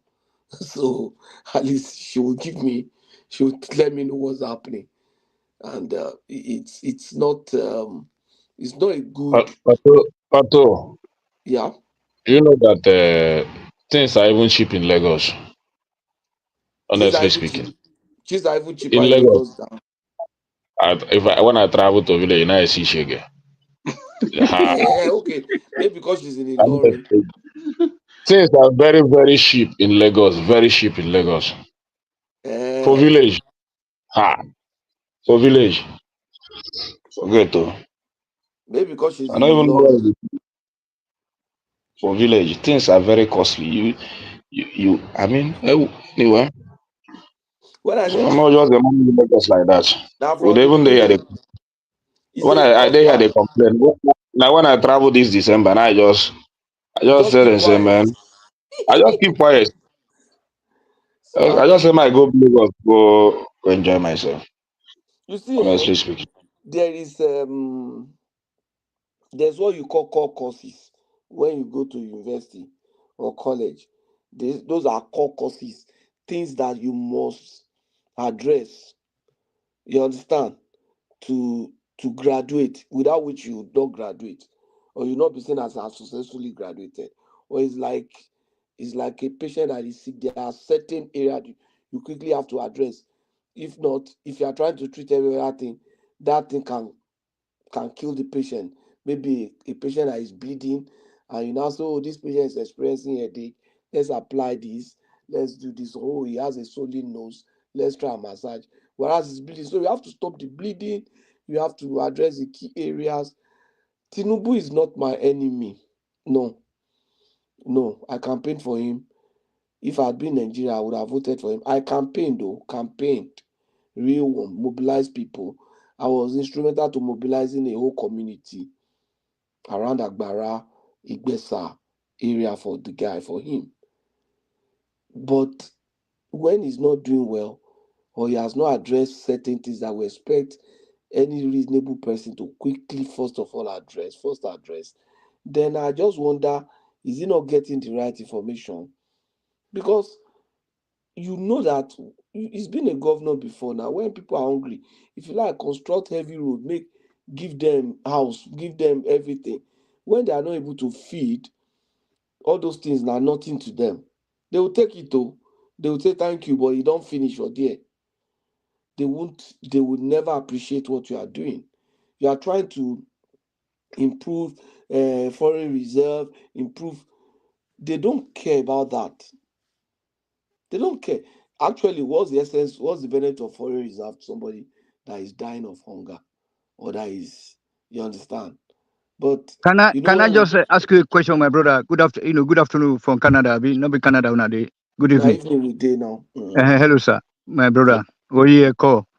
But yeah, always. Baoni. Okay, so 2 weeks ago I was attacking Tinubu here. Now, probably 1 month ago. Now, I'm the most number one critic of Tinubu. Blah blah. I'm so mad at him. I say no government Nigeria, but due to the fact that he's helping us now to achieve a final peace, through all what he has been doing now. Do you know that he tried to decentralize all those NDA, all those aviation, those Air Force, whatever training places that I've been complaining about here. You remember? Now that he's doing that. So we can just forgive him a bit. Let us support him. Let us certainly support him. To make sure that he address all the fundamentals first of all right now, because I know, but meanwhile, somebody was saying earlier on how the Shetima is trying to, kind of like, not play wayo, now all those Boju people, you know that these people, they are of the same mindset there. In the other section, I don't want to measure it north or south now. Okay, north south dialogue. Now that Tinubu is helping us to achieve that my agenda, we know my agenda here now, because that is the only way that we can achieve that final peace, and then so that we can go to develop, at our own space. You know what I'm saying? Without and then the next one, the next line of action should be taking over all the oil wells. Let it belong to the government, not be individuals. You know what I'm saying? So thank you very much, sir, for allowing me to. I know, say you are pro Northerner. That's why, or pro North. That's why I decided to come in. Thank you very much. That's only politics. The only thing that Tinubu is doing is politics, but the real government is not there. When you talk about this, this one will be look. You see, do you think that if you have somebody like Tinubu, that you'll be having all this IPOB and they do what the public agitators? No, but what he's doing right now is what? Hold on, please, sir. So this is what Nnamdi Kanu start. That was how they started. Igbowo, they started. They said, let us restructure this country so that we can develop at our own space. They not understand. No, they don't know what's called restructuring. We talk about Amoteku. They say no. They don't know what's called state police. We talk about it. They say they don't know. They want to have all the NDA. You don't see now they are crying. They say that they don't see belong to the North. Let me tell you guys what a Northerner said today. A prominent politician from North. They said that now their money now they build NDA and all those efforts whatever and Central. They are complaining. I've got a lot of video that fully loaded videos that I will send to woman. The only thing that Southerners are saying now is that the Northerners are complaining because of tax reform bill and all that. Yeah, but now are you not happy that no, hold on. Once in our lifetime that Igbos and Yorubas, hold on. They are not in agreement. All of them are not trying to support Tinubu. That's why the fact that we are hungry. You know that we are losing a lot of money because we can't export a lot of things back home. Wastage. But at the end of the day, what he's doing right now is what means sacrificing those 170,000 euros that have lost in the last 2 years, that are invested, that are lost, wasted because of these wrong policies. But the fact that if he can be able to help me, hold on. I'm thinking about my future of my children. I want that country to be separated. Now, you have spoken, you have heard you. Tony, let's hear you. The only thing that it seems that everybody is united in support of him, especially from the south, is this tax reform bill. But the real government is not there. So, and coming to 2027, I know the politics is playing.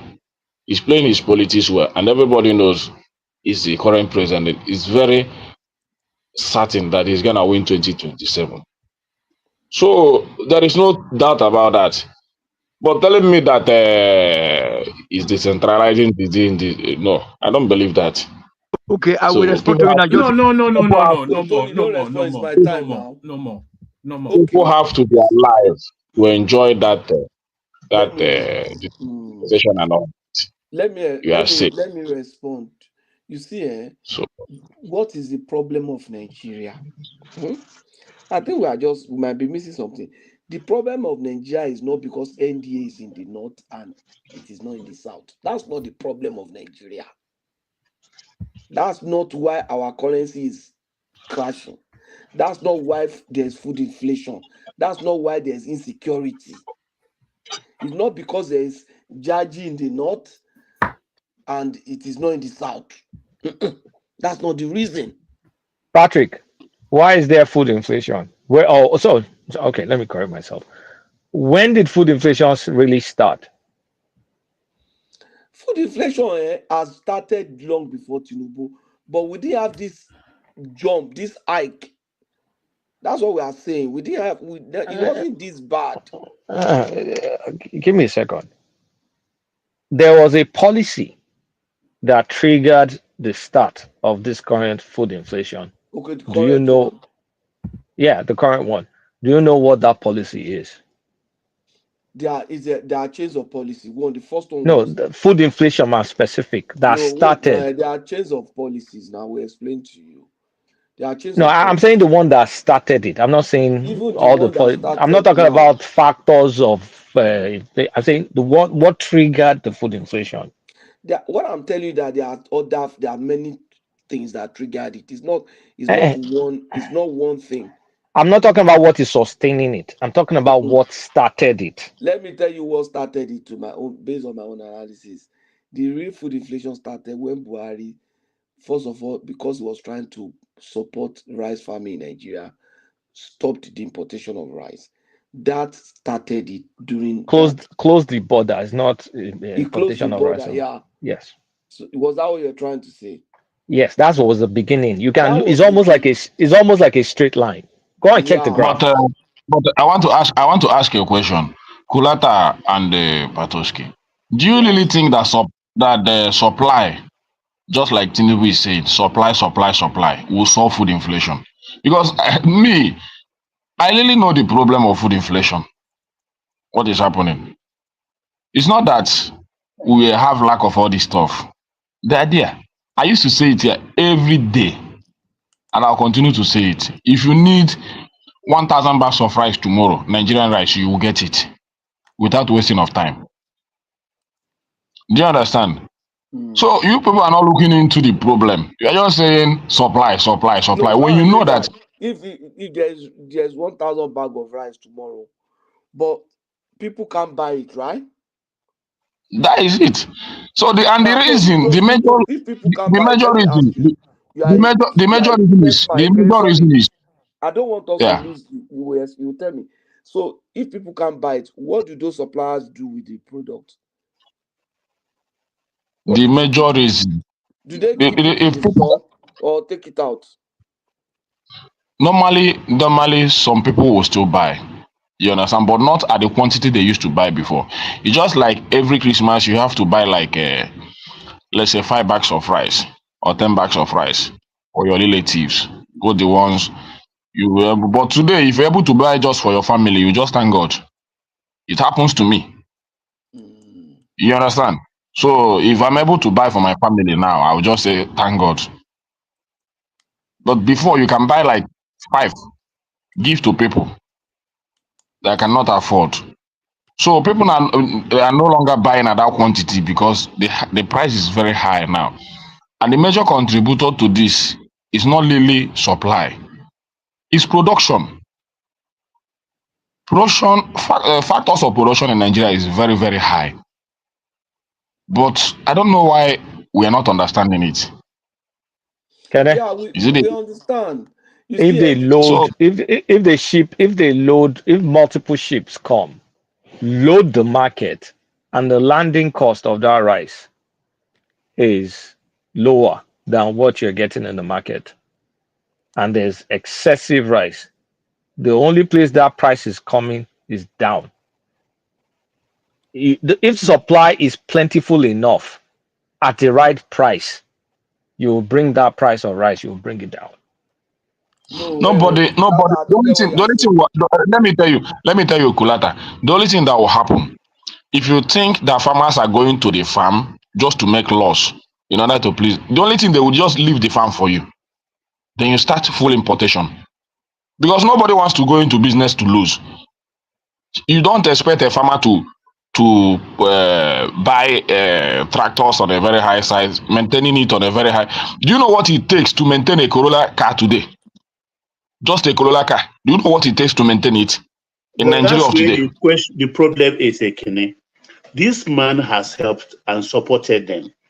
I'm repeating about for the third time here that one of their governors stood up when they visited TINUBU in Bodilon during the holidays, and he said their people are harvesting, but they are selling their produce across the border because of the safer. Yeah, so the problem safer is with the people. So what must government help you with seedlings, with fertilizer, loan you tractors, and help you to produce cheap, and you are selling across the board? That's sabotage. No, it's not sabotage. Not sabotage. That's Everybody why wants to market make should this. respond. It's not Okay, sabotage. can I land that point and then let Patrick continue? Everybody He wants has to the make. floor. Yeah. Everybody wants to make business where he will profit. It's not sabotage. As far as we have enough food to eat here, you have a right to export. After all, we have been pleading for that. So SEFA is good now. Doing business with SEFA is and it's a shameful thing to us. So when you see the naira coming down, you will see them not selling to neighboring country again. Better sell in Nigeria because I used to say it here. Most of this country before come to Nigeria to get everything they need. I know it.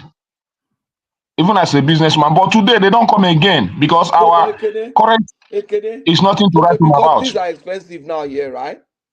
Yes. So just a simple arithmetic, but I don't know why we are not You know understanding why? it. You see that The thing, only thing you can get, the only thing they come to do here again is Slow down now. When you're interjecting, it's only a short little point. Just Ekene, make the point and then let him carry on. I want to use one of those things you said, and I'm trying to calculate our attention. And Baba, you know what Ekene just said? People were coming. I know people used to come from Togo, Gambia, and everything to come and shop in Alaba before. Now they don't come again. Why? Because the things that we sell in Alaba are probably bought from China, and they are more expensive now than they used to be. So those people cannot afford it again, even though their SEFA is higher now than our Naira. The implication of that is that if those things had been produced here, those things that we used to buy in China, if they had been produced in Nigeria with our Naira, and our Naira is still lower than their SEFA, they would have been buying more. So this currency position that Tinubu took is only sensible and reasonable, if not for the cash flow issue that we might run into by sustaining the previous regime. This devaluation is only reasonable if we had put up production structure to be able to sell our exports. And that's what is happening with food now. Because SEFA is more valuable. I would rather sell in SEFA and sell in dollars. The yam that we are buying here, they were yams produced in Nigeria, sent to Ghana, boxed in Ghana, and sent to us. We have yams in boxes. I don't know whether that's what you do in UK too. But the lady said it's Ghanaian. I said, which these yams look like Nigeria. It was later I heard that Nigerians will take their yams there, they will repackage, box it, and send to Canada. If you see just one of them that I saw, if you see a warehouse, if you see the way she just, once the yam has one rot, like the way she will cut big chunk off it. I said, you are cutting so much, but she's cutting so much, but she's still making so much margin with all the waste. Why? Because Naira is cheaper. So once more, can you imagine if I want to go and buy yam in Nigeria now? I just take $1,000 there. Do you know how much yam I'll be able to buy compared to what I would be able to buy before? 1.something million naira worth of yam. And to some of us, that is nothing. That's nothing. So that's Patrick, yeah. while I agree with every single thing you said, I agree 100%. But where I disagree is you saying we need to sit down and put production something in place. We've subsidized our currency for the longest. That was when we should have put things in place. We never put things in place. You know what we did?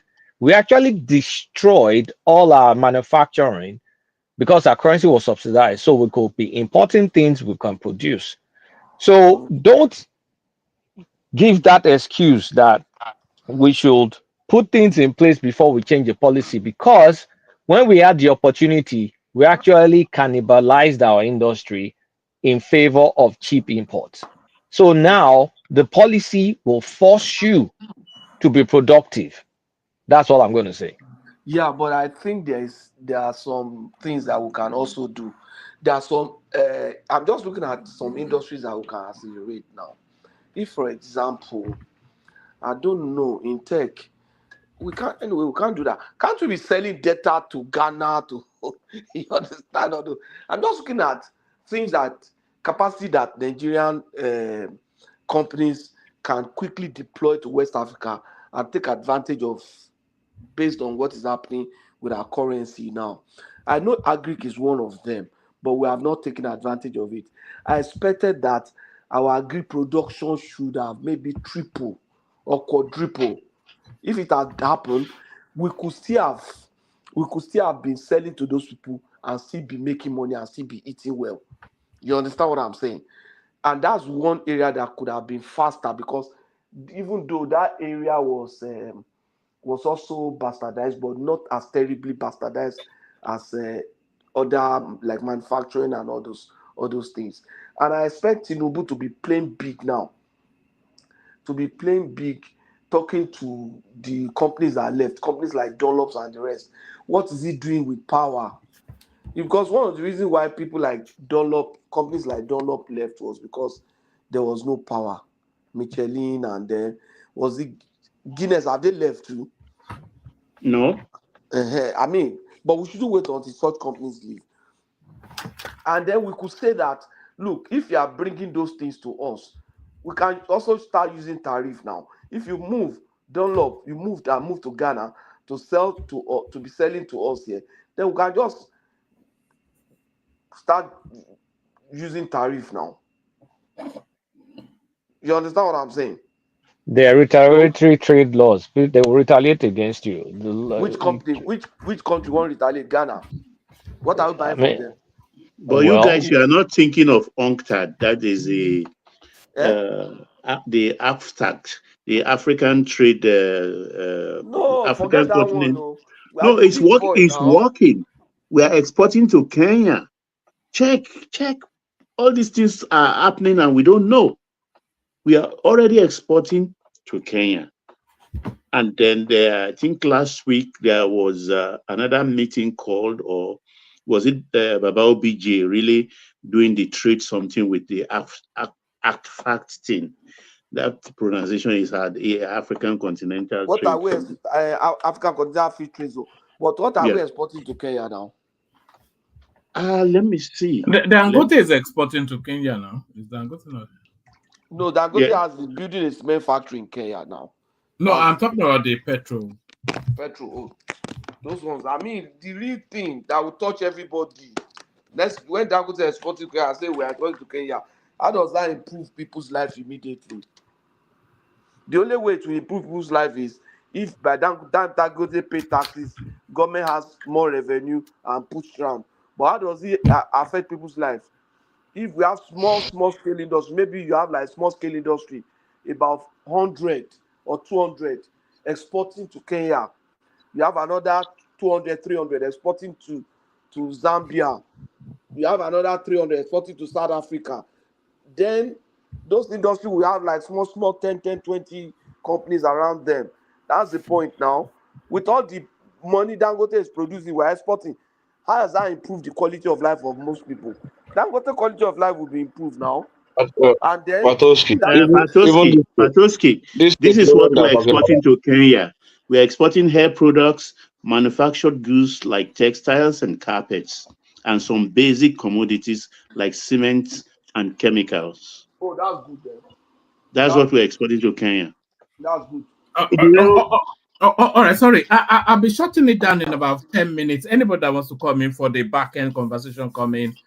Carry on, but in about 10 minutes, I'll be shutting it down. I don't think I have backup today, and I don't want to overlap. But carry on. Do you hear this headline that the price of petrol might go up?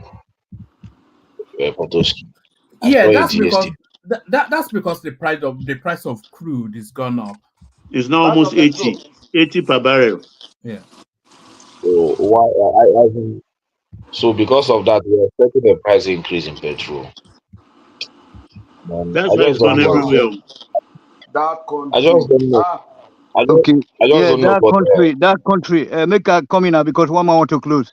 Let me include myself. So we know the shame self.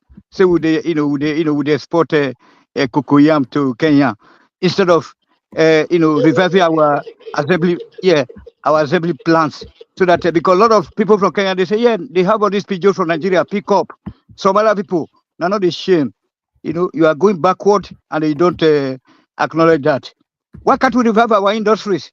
Why can't we refine our oil and get engineer oil out of it, and the grease start to sell it to those countries? They will be coming to us to buy.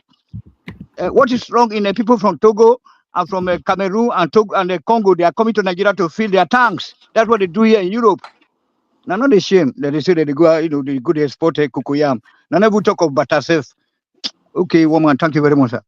One of the things that really touched me when I was a copper, I used to go to Abaikere. I used to go to Isiaba, then some other places. I'll go and make shirts.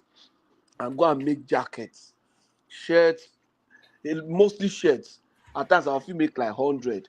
I'll bring down to Abeokuta to come and sell.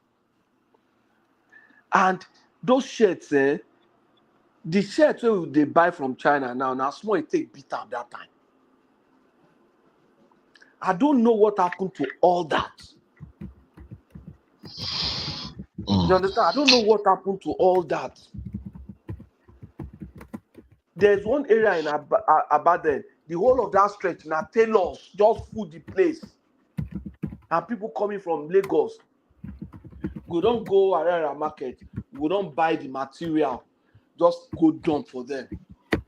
They most of the time, because we have connection with them, they will store them, they will send them by themselves. They will help us send them with moto. Like that. And it was fantastic. But I don't know what happened to all that textile. It just disappeared. With Ojikalu and the rest as governors. Those are the things that we are supposed to quickly wake up. But the major thing is, if anybody is going to rule a country, it should focus more on feeding the people. It should focus more on feeding them. People should be able to eat. People should be able to eat. Do you think that if this price of petrol goes up now, that things will not still go up again? Things will go up again now. And what do you think will happen? I just don't know. I never expect things to go higher than this in this regime. But I don't know what. That one, I'm not sure say if you do anything. I don't know what if you do for that one, because if it's an international, they say it's an international thing. If it's because there's I've not been monitoring that space for some time.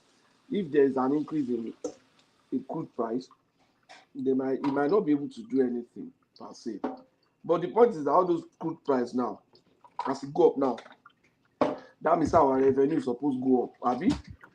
The challenge is say the money where they come from that place, the people where they chop, the one where they chop for inside now it plenty pass. First of all, my cousin brother that came back from abroad, the guy was just shouting. He said Naira there seen there before. If he just $100, if you want to buy something, he go count on wow. The thing go just finish. He said now wow. Because the guy just shout wow. I say my wife they cry. I say he wanted to buy air fryer for my in-law. She wanted to buy air fryer for them. He now say help me check air fryer. I now went to Konga. I sent one to her, 165,000 naira. I say He said, "Cause only 50,000, I be 30,000." No, he said no 30,000. I say wait. He said just order. But that's just about $100. That's just about $100 for hellfire. See, they do it. Those things are actually cheap in dollars if you convert it to but dollars. Yeah, it's cheaper. Yeah, the air fryer. It's sometimes cheaper in Nigeria than here. Exactly. No. The air fryer I'm using now, Chef, the one I just bought for this my makeshift house here, is about $40-something that I bought it now. The only problem, but the only problem is that the income or the take home of many Nigerians have not increased the way it should suit the economy. So I mean, even if you want to make the dollar to be 2,000, you should also be giving them what will befit them at the end of the month to cover their expenses. You Thank you, understand? everyone. That is why